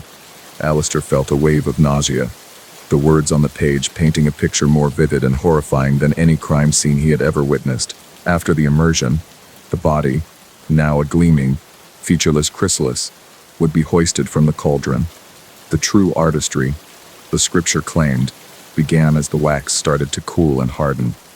The apostles, armed with heated tools and delicate sculpting implements, would work feverishly. They would press and shape the cooling shroud, molding the victim's final expression of agony into one of beatific serenity. They were not just killers, they were artists, sculptors of the soul, who believed they were revealing the purity hidden beneath the flawed flesh. Each finished statue was a testament to their faith, a soul liberated from its mortal prison and given a new, perfect form for all time. Lost in the horror of the text, he didn't hear the soft scrape of a shoe on the concrete behind him. The floorboard creaked under his own weight, the sound echoing like a gunshot in the hallowed silence of the gallery. The chanting stopped. From his shadows between the statues, figures began to emerge, their faces obscured by simple, featureless white masks. They moved with a slow, deliberate grace, their eyes, visible through small slits, fixing on him with an unnerving intensity. Alistair's heart hammered against his ribs. He was no longer an observer of this madness. He had become an intruder in their church, a sinner who had stumbled upon their most sacred rite, and they were the silent, waiting congregation. He was cornered near the back of the chamber, the path to the door blocked by the silent, masked figures. A man stepped forward, taller than the rest, his mask distinguished by a single, tear-shaped sigil carved below one eye. He was the leader, the high priest of this grotesque religion. He spoke, his voice a calm, resonant baritone that cut through the tension. "You see only the vessel, detective," he said, gesturing to the statues. "You see death, we see preservation. We offer an escape from the decay of life, a beautiful, perfect eternity. We are not murderers, we are saviors, granting a peace that your world of filth and compromise, could never provide. We can offer it to you, as well." Alistair raised his weapon, but his hands trembled. "You're insane," he stammered, the words feeling hollow and inadequate. The leader simply chuckled, a dry, rasping sound. "Sanity is a cage," replied. "We have found the key." The figures began to close in, armed with long poles and heavy, wax-caked tools. A desperate struggle erupted. Alistair fired his gun, the blast deafening in the enclosed space, and one of the masked figures fell. But there were too many. He fought wildly, a trapped animal, the slick, waxy floor making every step treacherous. The statues loomed around him like silent judges, their serene, tortured faces watching his frantic, undignified dance with death. He was being pushed back, step by step, towards the source of the heat and the chanting the Aeterna. The great bronze cauldron steamed and bubbled behind him, its contents glowing with a malevolent, orange light. The air was scorching, the smell of hot wax now overwhelmingly thick. He could feel the heat searing the back of his neck. This was their altar, and they intended to make him the next sacrifice. The leader stood before him, arms outstretched to gesture of welcome. "Do not fight your purification, detective," he whispered. "Embrace the form, embrace the peace." It was a choice between a bullet and the boil, a swift end, or an agonizing transformation. Art. With a final, desperate roar, Alistair lunged forward, not at the acolytes, but at the leader himself. He slammed his shoulder into the man's chest, using the last of his strength to push them both off balance on the slick floor. They stumbled together, a clumsy, violent embrace, towards the lip of the cauldron. For a moment, they teetered on the edge, locked in a struggle between two worlds. Then, with a guttural cry, Alistair twisted and threw the leader forward. The high priest fell, his welcoming arms flailing, into the bubbling, molten heart of his own profane sacrament. His scream was unlike any human sound Alistair had ever heard, piercing, gurgling shriek of absolute agony that was mercifully brief, silenced by the searing wax. Alistair scrambled away, not daring to look back, and fled into the night, leaving the gallery of silent penitents to stand eternal vigil over their creator's final, agonizing baptism. The first body was a piece of art composed in a key of profound, silent sorrow. Anya Petrova, the principal cellist for the City Philharmonic, was found in her soundproofed practice room, posed with her instrument, as if in the middle of a mournful adagio. There were no signs of a struggle, no overt violence, but the coroner would later find that her heart had been stopped by a single, impossibly fine needle dipped in a rare alkaloid that paralyzed the muscle with agonizing slowness. On her music stand, a single, pristine sheet of manuscript paper held a solitary, handwritten bar of music, a C minor chord that hung in the airless room like final, unanswered question. Detective Eva Rostova felt the music before she saw the body. A former child prodigy on the violin, she had abandoned the concert hall for the cold, hard logic of the precinct, but the language of music was still her native tongue. She looked at a single bar of music, and a chill colder than the morgue settled over her. It was not just a clue, it was a signature, an artist's mark. The chord was a declaration of intent, a perfect, somber opening note. This was not a murder, it was a composition, and Anya Petrova was merely the first tragic instrument to be played by a killer the press would soon christen the maestro. The second movement was a scherzo of pure, percussive violence. A week later, the orchestra's lead timpanist was found in a back alley, his body broken and battered in a chaotic, brutal rhythm. The crime scene was a cacophony of carnage, a stark, horrifying contrast to the quiet dignity of the first. But amidst the chaos, the signature was there, pinned to the victim's chest with a sharpened drumstick, was another bar of music, or a frantic, staccato passage that connected seamlessly to the first. Rostova saw the emerging pattern, the structure of a symphony taking shape, each note a life extinguished, each rest a new, terrifying silence in the city. The city's vibrant music scene was paralyzed by a creeping, discordant fear. The members of the Philharmonic, once a proud, cohesive unit, were now a collection of haunted, suspicious individuals, each wondering who would be the next note in the maestro's macabre score. Rostova immersed herself in their world, a world she had long ago forsaken. The jealousies, the rivalries, the bitter, broken dreams. It was a fertile ground for the kind of obsessive, artistic rage that fueled these killings. The killer was not just a musician, he was a critic, passing a final, terrible judgment on the artists he had chosen for his orchestra of the dead. The third piece was a fugue of labyrinthine cruelty. Celebrated violinist was found in the city's botanical garden, his body placed at the center of a maze of intricately arranged, blood-soaked roses. The cause of death was 1,000 tangents, complex, overlapping pattern of pain that mirrored the interwoven melodies of a fugue. The third musical fragment, found etched onto a pane of glass in the conservatory, was more complex, a twisting, convoluted melody that spoke of a mind that was not just brilliant, but profoundly, terrifyingly insane. Rostova felt she was in a duet with the killer, each of them anticipating the other's next move in this deadly, contrapuntal game.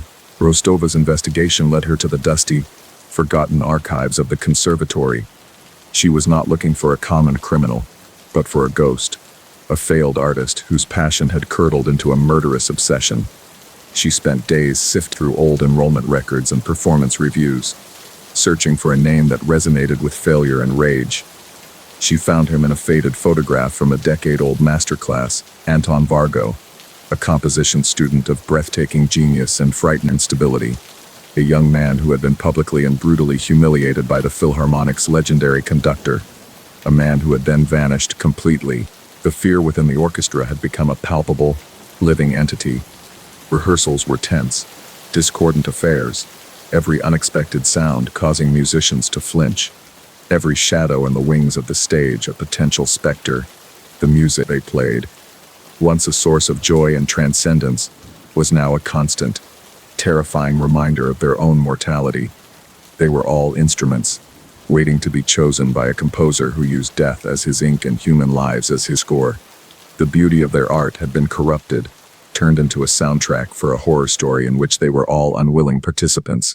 Anton Vargo's trail was cold, a decade of silence and obscurity, but Rostova found his last known address, a derelict apartment above a closed-down music shop. The door was unlocked. Inside, the room was a shrine to a shattered mind. The walls were covered not with wallpaper, but with musical scores, thousands of pages of frantic, overlapping compositions, and in the center of the room, on a large, drafting table, lay the complete score of his Symphony of the Silenced.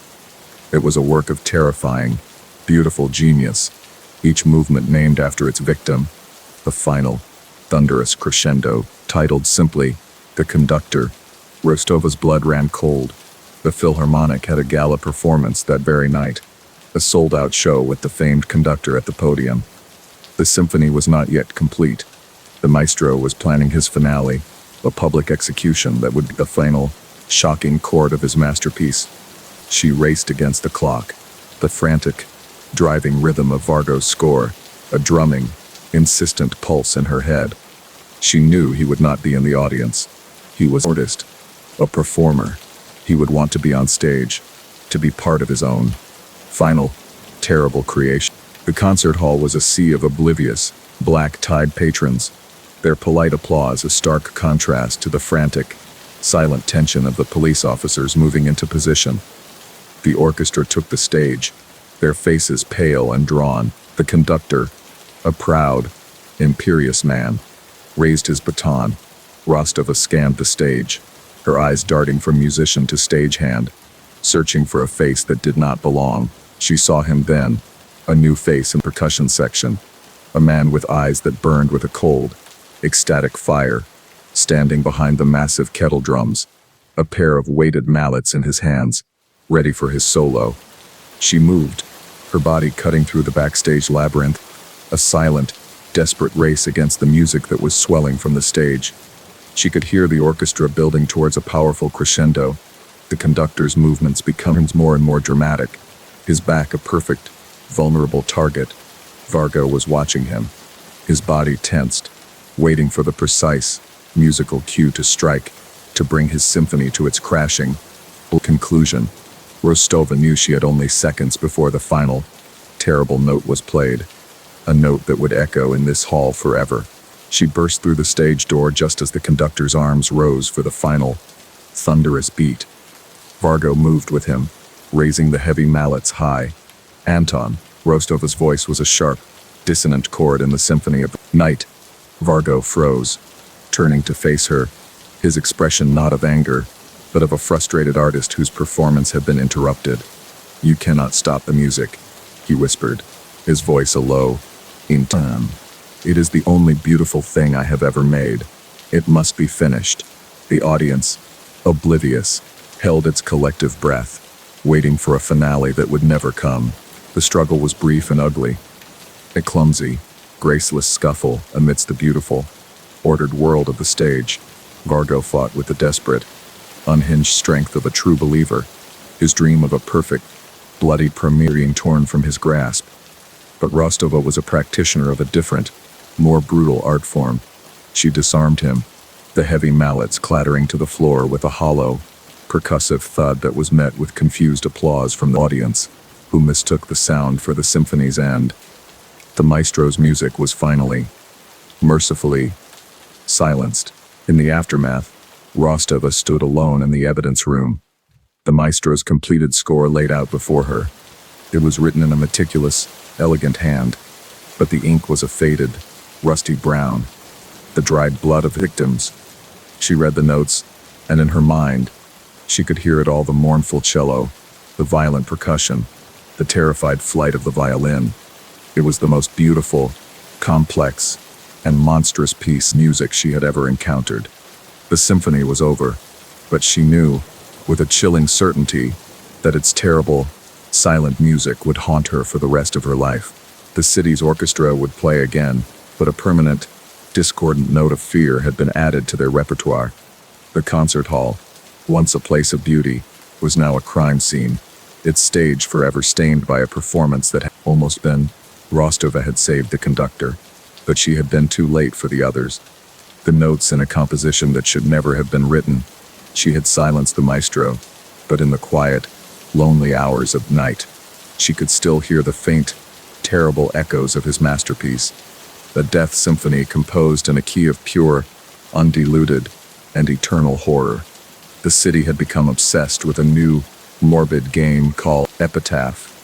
It was a social media app that did only one thing after scanning a user's digital footprint. Its opaque algorithm would generate a single, cryptic, and poetic prediction of their death. It was a viral sensation, a piece of gallows humor in a world saturated with technology. People would share their grim prophecies with a laugh, treating them as digital tarot cards. Detective Miles Corbin, a man who still preferred paper files to tablets, saw it as just another symptom of a society that had lost its grip on the solemnity of the end, a trivialization of the one thing he dealt with every single day. The game stopped being funny on a Tuesday. A popular online influencer, a young man named Alex Vance, whose entire life was a curated performance of joy, was found dead in his streaming studio. His epitaph, which he had mockingly shared with his millions of followers, had read, "The star will find his final focus in a flash of blinding light." The official cause of death was a freak accident, a massive electrical surge from his professional-grade ring light. that had electrocuted him mid-broadcast, Miles stood in the silent studio. The faint smell of ozone in the air, a cold, unsettling feeling of coincidence crawling up his spine. 2 weeks later, the coincidence became a pattern. A renowned classical musician, a cellist whose hands were said to weep with the music, was found in her soundproofed practice room. Her prophecy had been, the songstress will silenced by a broken string. She had been strangled, the weapon a length of high-tensile cello string, pulled so tight it was embedded in her neck. The city was now buzzing with a new, terrified energy. The app was no longer a game. It was either the most impossibly accurate piece of code ever written, or it was a murderer's public hit list, and Miles had no idea which was more terrifying. Driven by a grim necessity, Miles created his own epitaph profile. He fed it a sparse, fabricated digital history, curious to see what the machine would make of him. The screen went black for a moment before the prophecy appeared as stark, white text. The old hound will chase a digital ghost into the machine, only to find the finality of his own leash. He scoffed, the words a meaningless jumble of tech jargon and melodrama. Yet, he couldn't shake the feeling of the unseen, of having his own dogged, old-fashioned nature analyzed and judged by an algorithm he could not comprehend. His investigation led him to the app's creator, a reclusive tech prodigy named Silas Kane, who operated from a fortress-like penthouse overlooking the city. Silas was a ghost himself, a man who existed more as data than as flesh. He was utterly uncooperative, speaking in a detached, clinical tone about probabilities and predictive analytics. He claimed the deaths were a statistical anomaly, a tragic but ultimately beneficial marketing tool that had made his app a global phenomenon. Insisted the algorithm was a black box, its inner workings a mystery even to him, a self-learning entity of pure, cold logic. Miles left the meeting with a chilling realization. The app wasn't just predicting death, it was inspiring it. He began to profile the victims, not for what they had in common, but for how they had reacted to their prophecies. Alex Vance had laughed at his. The cellist had written a long, dismissive blog post about the foolishness of digital superstition. They were not just victims, they were skeptics, non-believers who had publicly mocked the new god in the machine. The killer was not a random psychopath, they were a missionary, a punisher of heretics, an enforcer of the algorithm's grim gospel. He discovered a dark corner of the Epitaph platform, a hidden forum for users who called themselves fulfillers. They were a digital death cult, a congregation of zealots who believed the app's prophecies were sacred instructions, a roadmap to a higher purpose. They saw themselves not as murderers, but as instruments of a new, digital fate, chosen to help the algorithm's predictions become a reality. They would select a target, a prominent non-believer, and one of them would be chosen to carry out the fulfillment, a holy act of murder to prove the infallibility of their code. The next prophecy to capture the public's attention belonged to a cynical stand-up comedian named Rex Carter, who had made Epitaph the primary target of his act. His routine was a scathing, hilarious deconstruction of the app and its followers. His prophecy, which he projected onto the screen behind him during his set, was simple. He will die laughing. Miles knew with a sickening certainty that Rex was the fulfiller's next project. He raced towards the comedy club, the comedian's mocker laughter from a podcast echoing in his mind, a sound that was about to be made terrifyingly literal. He arrived at the club to a scene of escalating, unnatural chaos.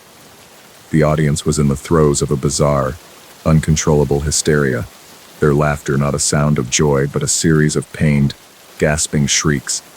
The air was thick with the sweet, metallic scent of nitrous oxide. Rex Carter was on stage, his face a mask of terror, his own laughter a choked, weeping sound as he clawed at his throat. Miles fought his way through the crowd, his own lung beginning to burn, his head growing light and dizzy from the gas that was flooding the room's ventilation system. He found the source in the tech booth overlooking the stage, a young, unassuming man. The club's audio-visual technician was calmly watching the scene, a large canister of nitrous oxide hissing beside him. His face was a mask of serene, beatific calm. He laughed at the word of the algorithm. The technician said, his voice soft, almost reverent, "It is my honor to ensure the prophecy is fulfilled. It is my purpose." He saw Miles not as a threat, but as an interruption, an unwelcome variable in a divine, computational equation he was tasked to solve. The fight in the cramped booth was a disorienting, nightmarish struggle. The sound of the audience's manic, forced laughter was a deafening, hellish soundtrack, and the gas made Miles's limbs feel heavy, his movements slow and clumsy.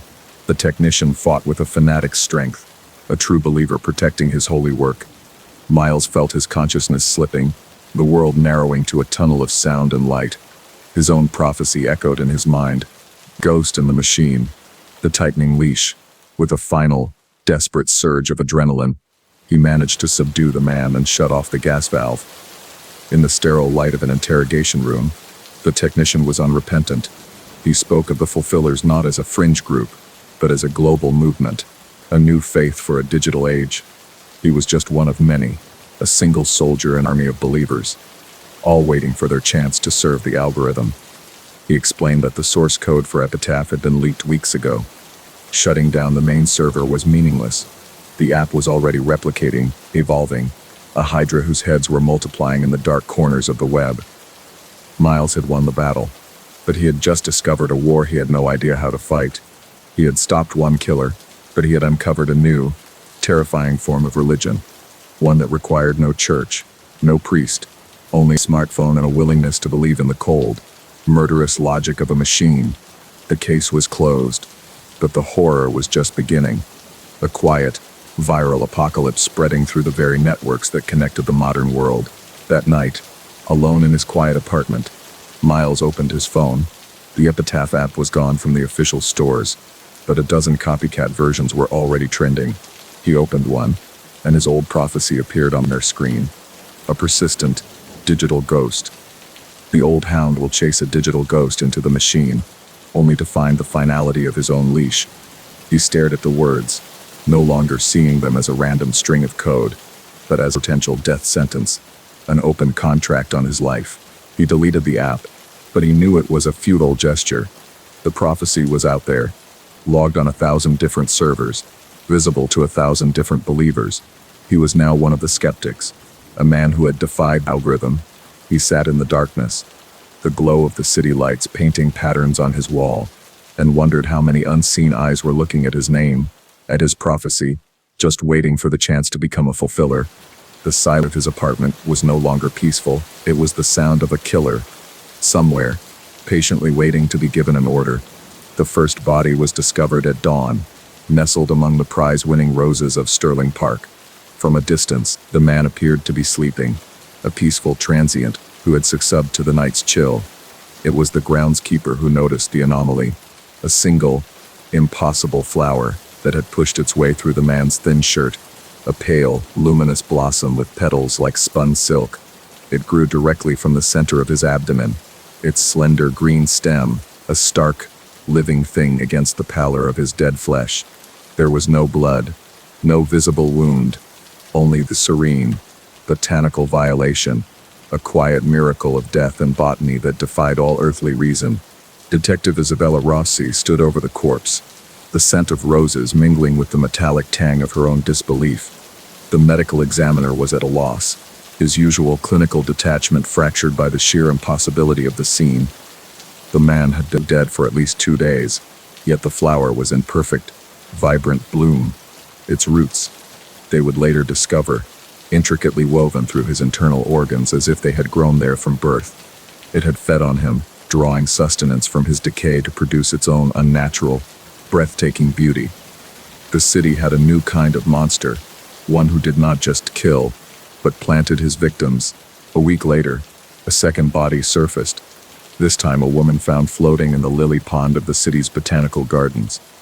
The same impossible signature was present, only this time it was a spray of deep indigo orchids that erupted from her back, their delicate, alien faces breaking the surface of the water. The link was undeniable, but the logic was a ghost. The victims were strangers to each other, a retired accountant and a young barista, their lives a tapestry of mundane threads with no apparent intersection. The only thing they shared was their final, horrifying transformation into human flower pots, their bodies becoming unwilling hosts to a phantom horticulture. The media, with its insatiable appetite for the grotesque, christened the killer the gardener. The name stuck, lending a storybook horror to the crimes that both trivialized and amplified the public's fear. People began to look at public parks and gardens with a new sense of dread. The beauty of nature now tainted by a sinister, underlying threat. Every flower bed, every manicured lawn, held the potential for a gruesome discovery. The city's green spaces, one source of peace and respite, had become extensions of a killer's macabre, sprawling and meticulously tended garden of the dead. Desperate for a new angle, Rossi brought in a specialist, a reclusive ethnobotanist named Dr. Eris Thorne. He examined the specimens with a reverence that bordered on the religious. He identified them as unique, impossible hybrids, species that did not exist in nature. "They are magnificent," he whispered, tracing a petal with a gloved finger. To grow with such speed and vibrancy, they would require a substrate of unparalleled nutritional complexity. Not just soil, something richer, something that has lived and felt. The nutrients are not just chemical, they are emotional, experiential. It is a terrifyingly beautiful concept. The only thread Rossi could find was a faint one. Both victims, in the weeks before their deaths, had purchased tickets to a very exclusive, private estate known as the Verdant Sanctuary, a legendary garden whispered to be the most beautiful in the country. It was owned and curated by a single man, a horticultural genius named Silas Croft, who rarely allowed visitors into his private paradise. Rossi felt a cold certainty that she was not just visiting a garden, she was walking into the Art Gallery, a place where the sketches for his public works were first conceived. The Verdant Sanctuary was a masterpiece of controlled nature, a symphony of color and scent that was almost overwhelming in its perfection. Every leaf was unblemished, every petal flawless. It was a place that felt less like it had grown and more like it had been meticulously assembled. Rossi found Silas Croft tending to a bed of black roses, his hands moving with a lover's tenderness. He was a small, gentle man with dirt under his fingernails and a serene, almost beatific smile.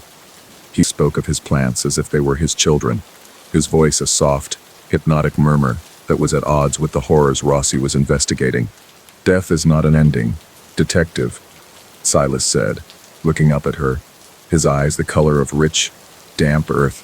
"It is merely a transference of energy, a necessary decomposition that fuels new, more beautiful life. We all consume to live. The soil consumes the fallen leaf. The flower consumes the soil. It is the great, elegant cycle. I have simply found a way to make that cycle more deliberate, more artistic. Human life a final, beautiful purpose beyond the simple, ugly act of rotting into anonymous dust." His philosophy was a calm, rational defense of an unspeakable act. Rossi, armed with a warrant and a growing sense of dread, gained access to Silas's private greenhouse, a massive glass cathedral hidden behind a high, ivy-covered wall. The air inside was warm and humid, thick with cloying, sweet scent of 1,000 unknown blossoms. This was his laboratory. On one side stood a sterile, stainless steel table laid out with surgical instruments and bags of exotic, unlabeled seeds. On the wall, detailed anatomical diagrams of the human torso were pinned, with notes in a neat, spidery script detailing the optimal placement for seed pods to ensure a successful and beautiful germination. In the center of the greenhouse, under a bank of brilliant, sun-mimicking grow lights, was his nursery. It was a collection of a dozen large, ornate terracotta pots. From each pot grew a single, spectacular plant, each one a unique and impossible species, their colors so vibrant they seemed to hum with energy. Rossi knelt by one, a flower with petals like fractured rainbows, and scraped at the dark, rich soil at its base. Fingers met not with dirt, but with the soft, yielding texture of decomposing organic matter. She saw a glint of metal and pulled, unearthing a man's silver ring, the inscription on the inside now horribly clear. "They are my children," the soft voice said from the doorway. Silas stood there, holding a copper watering can, his serene smile unchanged. "My greatest works, the ones in the parks, are merely public installations. You see, an attempt to share the beauty with a world that has forgotten how to see it. But these are my private collection." each one grown from a soul I deemed worthy of rebirth, each one a unique expression of the life that nourished it. The angry ones produced the deep reds, the sorrowful ones, the blues. It is a perfect, symbiotic art form. He took a step closer, his eyes fixed on Rossi with a new, intense focus, the gaze of an artist who has just found his perfect canvas. "I have been searching for the right soil for my final masterpiece," he said, his voice dropping to an excited whisper. "A very special seed, one that requires a complex blend of nutrients: grief, rage, a fierce sense of justice, a deep-seated weariness. A soul like yours, detective. A soul that has seen the worst of humanity and still tries to cultivate a garden of order. Imagine the bloom you will produce. It will be a flower that contains all the sorrow and beauty of the world." He set down the watering can, and from his pocket, he produced not a weapon, but a large, pulsating, translucent seed pod. It was the size of a human heart, and she could see a tiny, dark shape coiled within it, waiting. He did not lunge at her with violence, but with the reverent, focused intensity of a gardener about to plant his most precious seed in the most fertile ground he had ever found. His movements were not those of a killer, but of a creator, a man about to give birth to his ultimate, most terrible, and most beautiful creation. The case of the gardener was closed, and Silas Croft's private collection was catalogued as evidence, each pod a silent, floral tombstone. The verdant sanctuary was sealed, its perfect beauty now a place of pilgrimage for the morbidly curious. But in the cold, sterile environment of the police evidence locker, a single, forgotten seed pod, taken from Silas's lab, began to twitch. A hairline crack appeared on its surface, and from within, a single, impossibly green tendril began to emerge, twisting in the dark, silent air, as if it were a blind thing, searching for a new, fertile soul in which to take root.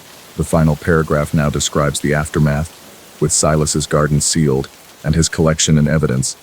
It ends on a chilling note, with a forgotten seed pod in the police locker beginning to sprout, suggesting that the cycle of horror is not over and that the gardener's work, in some form, will continue. This provides a somber and macabre conclusion, fitting the established tone and narrative. Dr. Julian Thorne was a man who lived in the shadow of a masterpiece, and that masterpiece was his colleague, Dr. Alaric Vance. While Julian was brilliant, a surgeon of immense technical skill, Alaric possessed an effortless charisma that Julian could only ever mimic. Alaric's hands were not only steady in the operating theater, but they also held the attention of every room he entered. He had the accolades, the research grants, and most painfully, he had Eleanor. Julian watched Alaric's life, not with the admiration of ear, but with the covetous, obsessive gaze of a thief, studying the layout of a vault, meticulously planning a heist of the soul.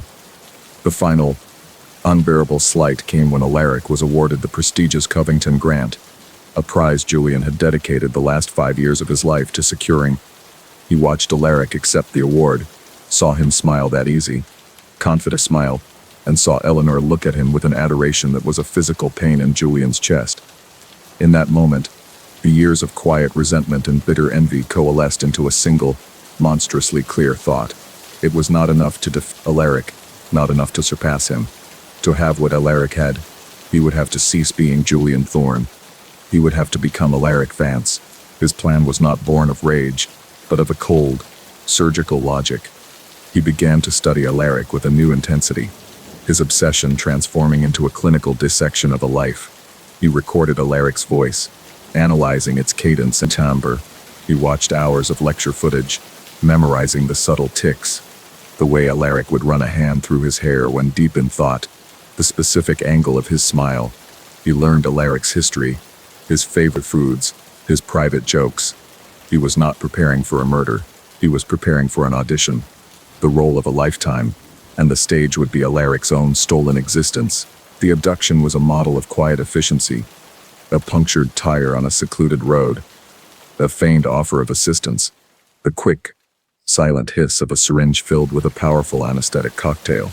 Julian brought the unconscious Alaric to a place that did not exist on any map, a soundproofed, sterile operating room. He had been secretly building for years beneath a remote, abandoned farmhouse.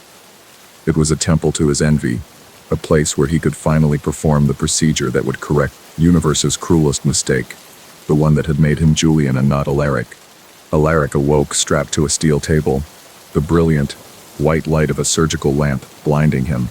Julian stood over him, his face obscured by a surgical mask, but his eyes, cold and devoid of any emotion save for a terrifyingly calm purpose, or unmistakable.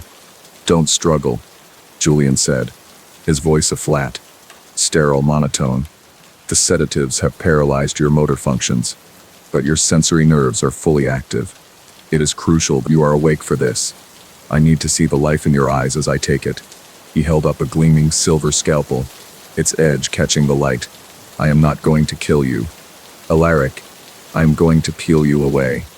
The procedure was a symphony of methodical horror. Julian did not work with the frenzy of a butcher, but with the painstaking precision of a cartographer mapping a new continent. He made the first incision along Alaric's hairline, the cut so fine it barely bled. He worked his way down, his scalpel tracing the contours of the jaw, the curve of the lips, the delicate architecture of the eyelids. Alaric could feel everything: the cold steel, the gentle, incisive pressure, the slow, horrific separation of his identity from his skull. His screams were silent, trapped behind a paralyzed throat, a storm of pure agony, raging within a perfectly still prison of flesh. Julian worked for hours, his focus absolute. He was not just removing a face, he was harvesting it, carefully preserving the delicate musculature and nerve endings that gave it its unique character. He was a thief of expressions, a poacher of identity. When he was finished, he held it up to the light, a pale, bloodless mask, the perfect, placid face of Dr. Alaric Vance. He looked down at the man on the table, at the raw, red canvas of exposed muscle and sinew that was now Alaric's visage. He had not killed him. He had unmade him, reducing him to an anonymous, unidentifiable thing of raw meat and silent, screaming consciousness. The next stage was the transformation. In front of a large, sterile mirror, Julian began the process of grafting Alaric's face onto his own. He had prepared his own skin for weeks, using chemical peels and dermabrasion to create a receptive surface. Using a biological adhesive and a series of microscopic sutures, he carefully attached the new visage. The pain was excruciating, a fire that consumed his entire head, but he welcomed it as a necessary baptism. He stared at his reflection as the features of Alaric Vance slowly, horribly, settled over his own, a perfect, stolen mask. He disposed of the faceless thing on the table, a task he performed with a chilling lack of ceremony. He then spent a week in seclusion, a period of intense and agonizing recovery. He practiced in the mirror, learning to control his numbed face. He taught the stolen muscles to replicate Alaric's smile, to mimic his thoughtful frown. He learned to speak with Alaric's lips, to see the world through Alaric's eyes. It was an imperfect fit. The nerves had not fully integrated, and a faint, sweet smell of decay clung to him, a scent he masked with Alaric's expensive cologne. His first foray into Alaric's life was a triumph of his meticulous preparation. He walked into Alaric's office, greeted his secretary, and fielded calls from colleagues. His performance flawless. The mask held. The stolen life fit him like a well-tailored suit. He went to Alaric's apartment, slept in his bed, and wore his clothes. He had done it. He had corrected the error. He was no longer the shadow. He was the man who cast it. The thrill of his victory was a heady, intoxicating poison, a feeling of power so absolute it bordered on divinity. Then came the true test, Eleanor. She greeted him at the door of her apartment with a kiss, a gesture that sent a jolt of both triumph and revulsion through him. He played his part, reciting the lines he had practiced, mimicking the gestures he had memorized. But she was different. She was not a casual colleague. He could fool with superficialities. She knew the real Alaric, the intimate cartography of his soul. As they spoke, he saw a flicker of confusion in her eyes, a small, questioning frown that was like a crack in the foundation of his new reality. She commented on a new scar near his hairline, one he explained away as a minor shaving cut. She noted a subtle stiffness in his smile, a slight delay in his reactions that she attributed to stress over the new grant. But the seed of doubt had been planted. He could feel her watching him, her gaze analytical, searching for the man she loved inside the face he was wearing. He felt the constant, low-grade panic of an imposter, the fear that at any moment, the mask would slip and the monster beneath would be revealed. The decay began subtly, a slight discoloration around the sutures, an itching that was impossible to ignore, a loosening of the skin around the jawline. The face was not a permanent graft, it was a slowly dying piece of flesh he was wearing like a garment. The faint smell of rot grew stronger, and he found himself using more and more cologne to hide it. His control over the facial muscles began to falter, resulting in an occasional, unnerving tick, a slight twitch of a dead nerve that made his smile look more like a grimace. The confrontation came on a quiet Sunday evening. They were sharing a bottle of wine when Eleanor reached out and gently touched his cheek. "You feel cold, Alaric," she said, her voice soft but her eyes sharp, analytical, "and you smell different." She looked at him, truly looked at him, and in that moment of intense scrutiny, his control slipped. A muscle in his new cheek spazzed violently, pulling his mouth into a grotesque, unmatched snarl. The illusion shattered. He saw not confusion in her eyes, but the dawning, ice-cold light of pure terror. Her scream was a sound of absolute, soul-shattering horror. She scrambled away from him, her mind finally accepting the impossible truth her senses had been screaming at her for days. He was not Alaric. He was something else, something wearing her lover's face like a hideous trophy. He lunged for her, no longer the charming doctor, but the desperate, unmasked monster.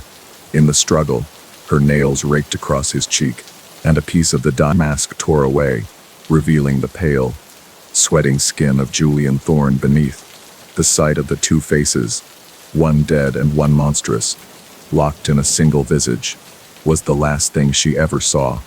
Finn was a creature of city's forgotten corners, his existence a blur of grimy alleys and the cold indifference of concrete. He survived on the scraps of a world that had chewed him up and spat him out, his hunger a constant, gnawing companion. So when the invitation arrived, a thick, cream-colored card delivered by a man in a black suit, it felt like a hallucination born of malnutrition. It was an invitation to a private dinner at the Van Horn estate, a place spoken of in hushed, reverent tones, a fortress of old money and untouchable power. The card simply said they were looking for a discerning palate to appreciate a rare culinary experience, for a man whose last meal was half a stale bagel. The offer was a siren song he was powerless to resist. The estate was a Gothic shadow perched on a hill, its iron gates opening with a silent, foreboding grace. A long, winding driveway cut through acres of manicured darkness, leading to a house that seemed to absorb the moonlight rather than reflect it. Finn, dressed in a borrowed suit that hung loosely on his emaciated frame, felt like an imposter in a land of gods. He was met at the door by a butler whose smile was a perfect, bloodless line. The air inside was warm, smelled of beeswax, old leather, and something else. A rich, savory aroma of roasting meat that made his stomach ache with a desperate, primal need. He was led into a grand hall where the other guests, a dozen of the city's most powerful figures, mingled with glasses of dark red wine. They were a flock of elegant predators, their laughter sharp, their eyes holding a glint shared, secret knowledge. Presiding over them all was the Van Horn family, the patriarch, a man with the cold, still eyes of a lizard, his wife, a woman of terrifying, statuesque beauty, and their two adult children. Perfect smiles never quite reached their eyes. They welcomed Finn with a warmth that felt practiced and predatory, their hands cold against his skin, their gazes lingering on him a moment too long, as if assessing the quality of a cut of meat. The patriarch, Mr. Van Horn, took a special interest in Finn. He spoke of a philosophy of consumption, of a belief that one must fully integrate an experience to truly understand it. He talked about the purity of untethered, the idea that those without connections, without a place in the world, possessed a unique and potent essence. Finn, trying to keep up with the heady conversation and the even headier wine, nodded along, feeling a strange mix of flattery and profound unease. He was a piece of street grit in a room of polished diamonds. and he couldn't shake the feeling that he was the subject of a joke he didn't understand. Dinner was announced, and they were led into a dining room dominated by a long, mahogany table set with glistening silver and crystal. The centerpiece was an ornate, silver tureen, its lid polished to a mirror shine. Savory, meaty aroma was stronger here, almost intoxicating. Finn's hunger was a roaring beast now, drowning out the quiet, insistent voice of his own intuition. He was seated at the foot of the table, a place strange, isolated honor. The other guests looked at him with a kind of hungry anticipation, their polite smiles seeming to stretch a little too wide, revealing a little too much tooth. The first course was a clear, dark consommé. It was the most delicious thing Finn had ever tasted, rich and complex, with a subtle, gamey undertone he couldn't quite place. Mr. Van Horn watched him as he ate, a faint, approving smile on his lips. "It is a rare vintage," the patriarch explained. "The stock is made from a creature that has wandered a long and difficult road. It gives the broth a certain, soulful depth." "Don't you think?" the other guests murmured in agreement, their spoons clicking against the fine china with a sound like the gentle chattering of teeth. The main course was brought out on a massive silver platter. It was a large, expertly roasted joint of meat, glazed to a perfect, dark brown. The flesh was pale, almost white, and the texture was unlike any pork or veal Finn had ever seen. The butler carved it with surgical precision, the knife sliding through the tender meat with an unnerving ease. A wave of dizziness washed over Finn as a slice was placed on his plate. The smell, so enticing before, now seemed cloying and wrong, a sweet, coppery note hiding beneath the herbs and spices, a scent he vaguely recognized from the bloodier back alleys of his former life. He took a bite, the meat melting in his mouth. It was tender, succulent, and utterly horrifying.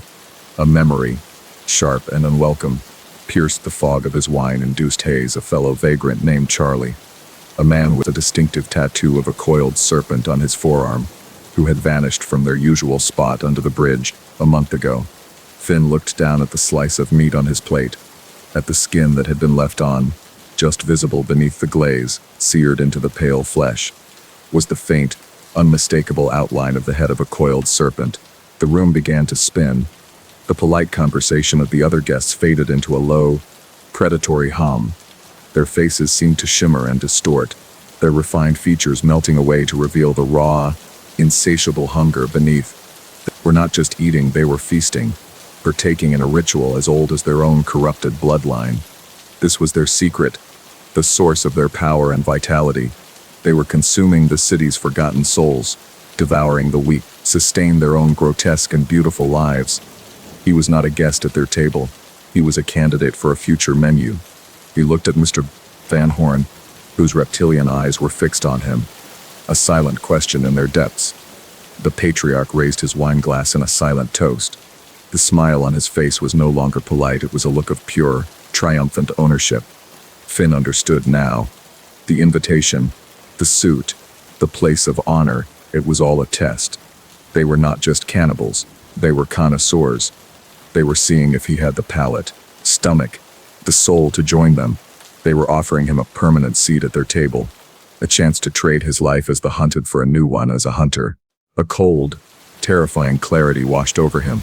His hunger, the constant, gnawing ache that had defined his entire existence, was suddenly gone, replaced by a profound, soul-deep nausea. He looked at the piece of meat on his fork, the last earthly remnant of a man he had once shared a fire with. He saw the faces of all the other lost souls from the streets, the ghosts who had simply faded away. They hadn't just disappeared, they had been harvested, brought to this house of horrors to be plated and served. Their quiet desperation, the secret ingredient in the banquet of the damned. He pushed his chair back, the legs scraping loudly against the polished floor. The room fell silent. Every eye was on him. It was a moment of decision, a choice between two different kinds of monstrosity. He could join them, embrace the horror, and never be hungry again.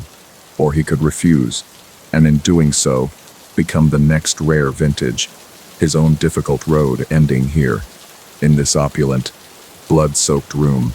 His heart hammered against his ribs, a frantic drumbeat in the sudden, terrible silence. Is there a problem with the meal? Mr. Finn, Mrs. Van Horn asked, her voice like the whisper of a silk-draped razor. Finn looked from her perfect, predatory face to the faces of the other guests, a jury of well-fed ghouls. He saw no escape, no mercy in their eyes, only a cold, patient appetite. He was a stray dog who had wandered into a den of sleeping tigers, and he had just woken them up. His life, realized, was over. The only question left was whether he would be a guest or the main course. He slowly, deliberately, picked up his fork. He looked directly into Mr. Van Horn's eyes, a silent, final act of defiance.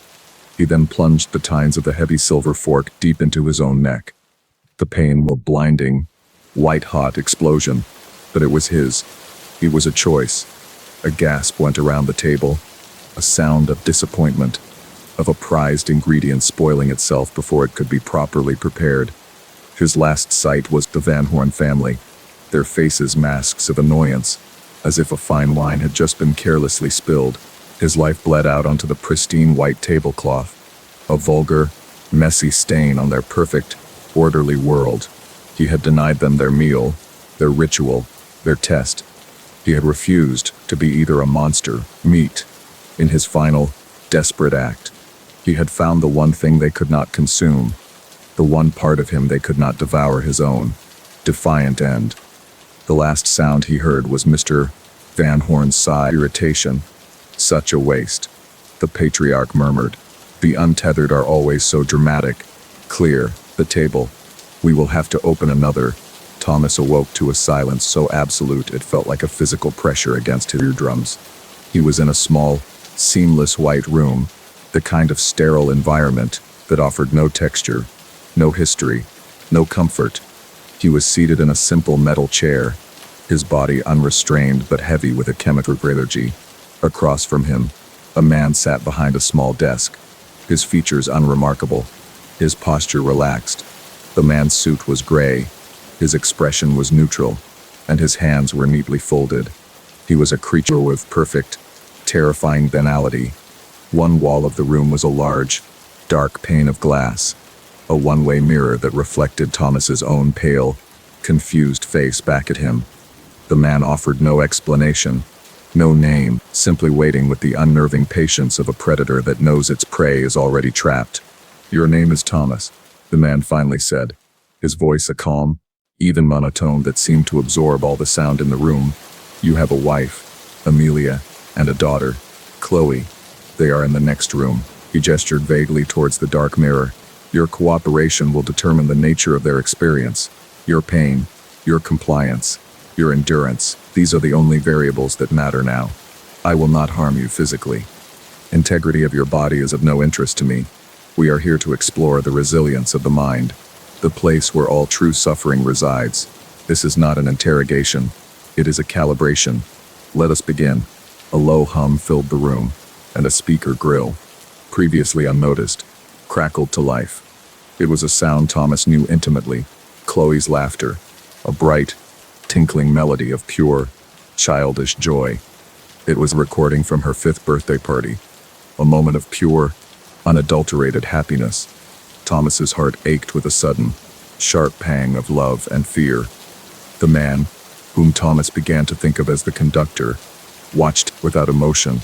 The laughter continued for a few minutes, a beautiful, haunting echo of a life that now felt a universe away. Then, the recording changed.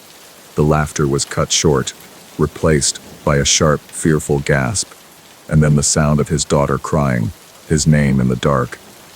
Through the dark glass, a dim light flickered on in the adjacent room. Thomas pressed his face against the cool surface, his breath fogging the glass. He could only make out shapes, indistinct shadows moving in the gloom. One shadow, the size of a child, was huddled in a corner. 2 larger, more menacing shapes moved around it. The audio filled his ears, Chloe's terrified sobs, Amelia's voice, strained and panicked, trying to comfort her. "It's okay, sweetie. Daddy will make it stop," she pleaded, her voice a recording that was now a weapon aimed directly at his soul.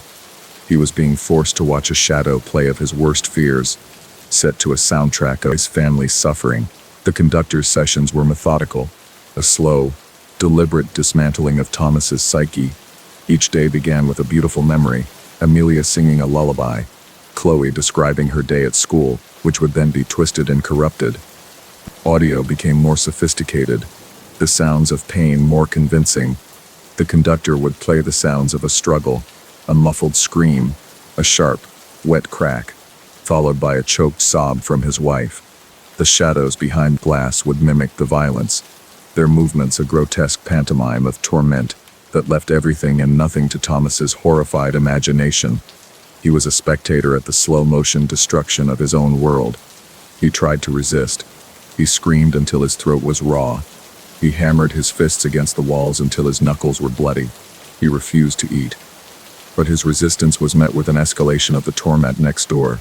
His defiance was answered with a recording of Chloe screaming, a sound so visceral, so full of pure, unadulterated terror, that it shattered his resolve into a million pieces.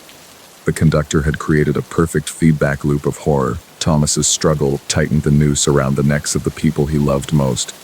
He learned that the only way to lessen their pain was to sit in his chair, silent and still, and absorb the full, undiluted horror of the sounds. The conductor began to use details that no stranger could know. He would play a recording of Amelia crying, whispering about the secret fear of thunderstorms she had confessed only to Thomas. He would play a clip of Chloe begging an unseen tormentor not to break her favorite toy, a small wooden horse that her grandfather had carved for her.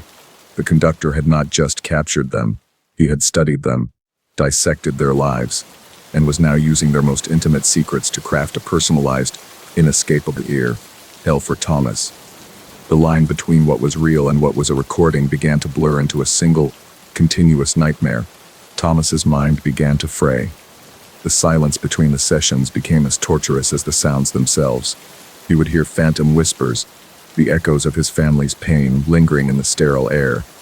He would stare at the dark mirror for hours, seeing the ghostly shapes of his wife and daughter in the reflection, their spectral faces contorted in silent agony. The White Room was no longer a prison. It was his entire reality, a place where the only truth was the suffering on the other side of the glass. He was a ghost, haunting the edges of his own family's destruction, powerless to intervene. One day, the conductor entered the room and placed a small, black box with a single, red button on the desk. "Their suffering has been prolonged," the conductor said, his voice holding a tone of almost clinical sympathy. "There is, however, a final option, a mercy. Their tormentors have been instructed to grant them a quick, painless end. But they will only do so on your command. If you press this button, it will be over for them in an instant. No more fear, no more pain. It is your choice. You can allow this to continue indefinitely, or you can be their savior. You can grant them peace." Thomas stared at the button. Through the glass, he could see the two larger shadows holding the smaller one down. The speakers played a recording of Chloe, her voice weak and hoarse, begging for it to stop. He was being offered a choice between an eternity of suffering for them, or a single, final act of murder committed by his own hand. He saw it not as a choice to kill, but as a choice to end pain. He was broken, a hollowed-out shell of a man whose only remaining instinct was to protect his family, even if that protection came in the form of a merciful death. With a sob that tore through his entire body, he lunged forward and slammed his palm down on the red button. The sounds from the speaker stopped. The lights in the other room went out, plunging it into absolute blackness.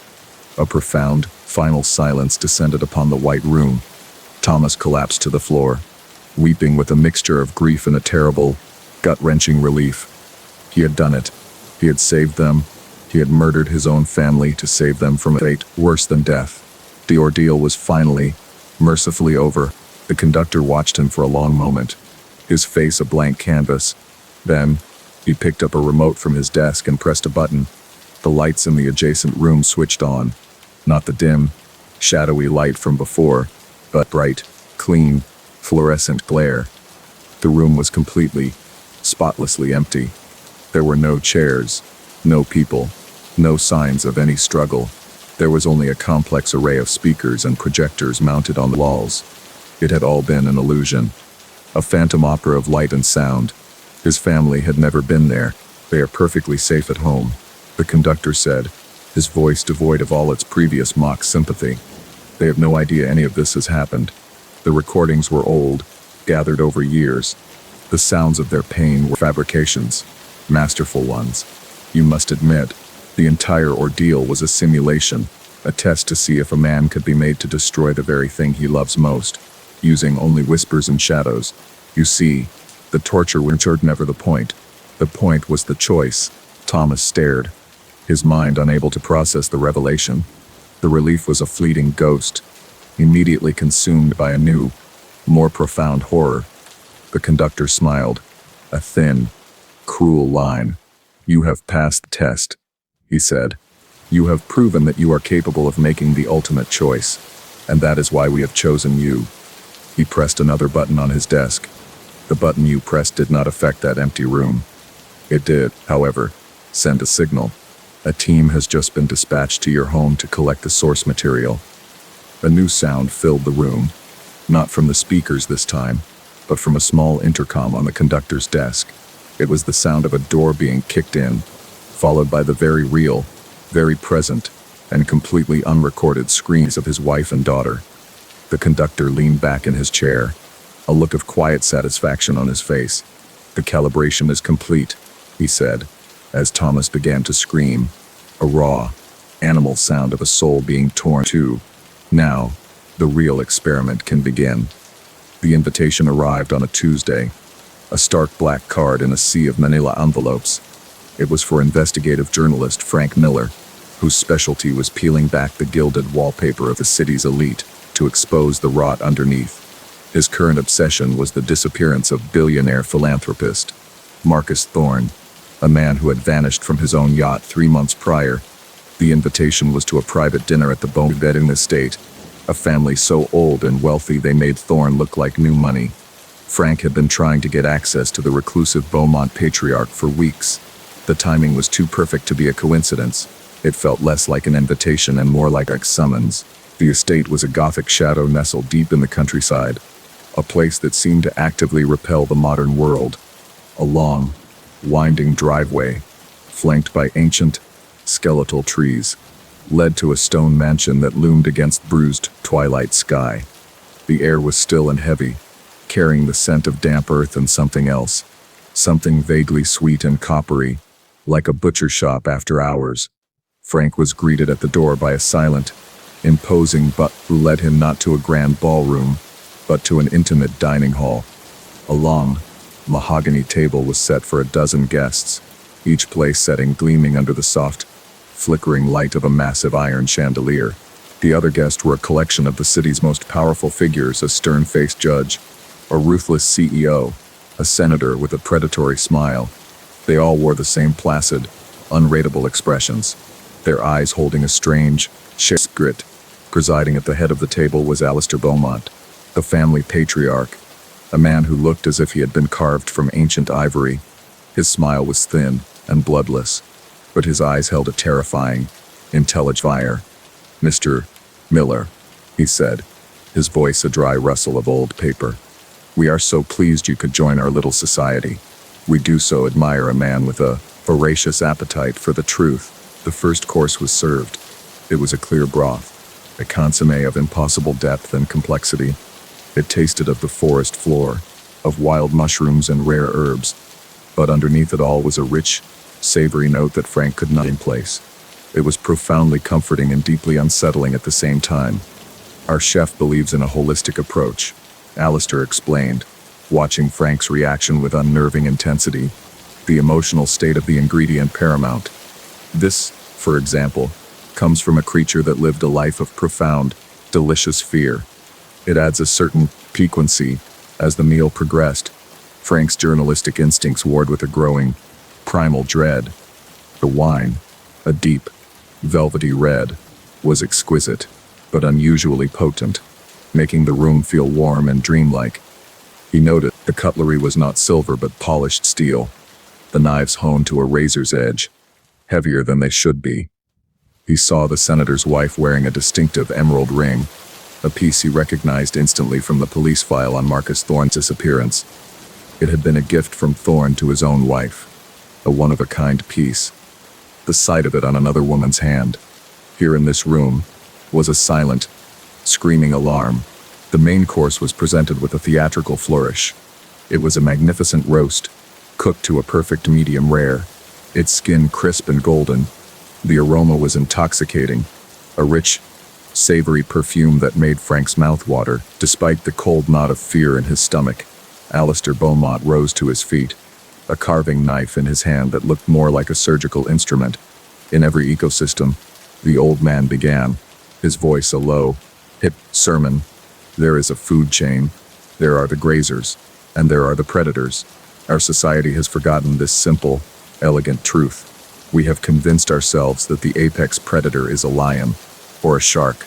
He began to carve the roast, the blade sliding through the tender flesh with a sickening, wet sound. We are wrong, he continued, his eyes sweeping across his silent, attentive guests. The true apex predator is the one who can hunt any prey, the one who understands that all flesh is merely meat, a vessel for the energy we require. The ultimate delicacy is not an animal that has been fattened in a cage, but a creature that has lived a life of power and influence, a creature that believed itself to be the hunter. Its flesh is infused with the arrogance of a life lived without fear, until the very end. Of course, the realization crashed down on Frank with the force of a physical blow. The rich, savory meat he had been enjoying, the exotic flavors he had been trying to identify, it was not animal. He looked at the emerald ring on the senator's wife, and on the predatory smiles of the other guests, at the serene priestly face of his host. He was not at a dinner party. He was at a feeding. The missing philanthropist, Marcus Thorne, had not simply vanished. He had been sourced. He had been harvested. He had been the main course at a previous gathering of this unholy society. Frank pushed his chair back, the legs scraping loudly against the stone floor. The sound was a sacrilege in the reverent silence of the room. I have to leave, he stammered, his voice a thin, reedy thing. Alistair Beaumont simply smiled, a look of gentle, paternal disappointment on his face. But my dear Mr. Miller, you cannot leave. The meal is not yet over. The other guests turned their heads to look at him, their polite masks slipping away to reveal the cold, hungry expressions of true predators. They were not just diners, they were a pack. The heavy oak doors of the dining hall were closed, and Frank could hear the distinct, final sound of a heavy bolt sliding into place. You see, Alistair said, placing a perfect, blood-red slice of the roast onto a clean plate, we are always in search of new flavors, new experiences. And a man with your curiosity, your relentless drive to hunt for the truth, well, your flesh must be positively bursting with a unique and vibrant terroir. You were not invited here as a guest. The guests began to rise from their seats, their movements slow, deliberate, and perfectly synchronized. They unfolded their napkins, not to place them in their laps, but to hold them in their hands. The imposing butler appeared from the shadows, but he was not carrying a tray of coffee. He was holding a set of long, gleaming carving knives, which he began to distribute to the assembled diners. Frank was no longer an investigator. He was the subject of the story, the final, terrible truth he had been so hungry to find. He was trapped, a single, terrified animal in a cage of smiling, civilized monsters. He looked around the room, from the judge to the CEO to the senator, and saw the same look in their eyes, a cold, patient, Epicurean hunger. This was their sport, their religion, their ultimate expression of power. They did not just consume the flesh of their victims, they consumed their lives, their influence, their very essence. Believing it made them stronger, more alive. Frank's mind raced, searching for an escape, a weapon, anything. But there was nothing. He was in their world, a perfectly designed abattoir disguised as a home. The room felt impossibly warm, the air thick with the scent of cooked meat and expensive wine. The other guests began to slowly close in around him, their polished shoes making no sound on the ancient rug. Their smiles were wide now, their teeth white and sharp in the flickering candlelight. Alistair Beaumont took a delicate bite from the plate he had prepared, closing his eyes in a moment of pure, Sensual bliss. Magnificent, he sighed. He then looked at Frank, his eyes full of a connoisseur's anticipation. Now, he said, his voice full of a terrible, welcoming warmth. For the aperitif. The circle of diners tightened, their heavy steel knives held at the ready, their faces alight with the thrill of the hunt and the promise of the feast to come.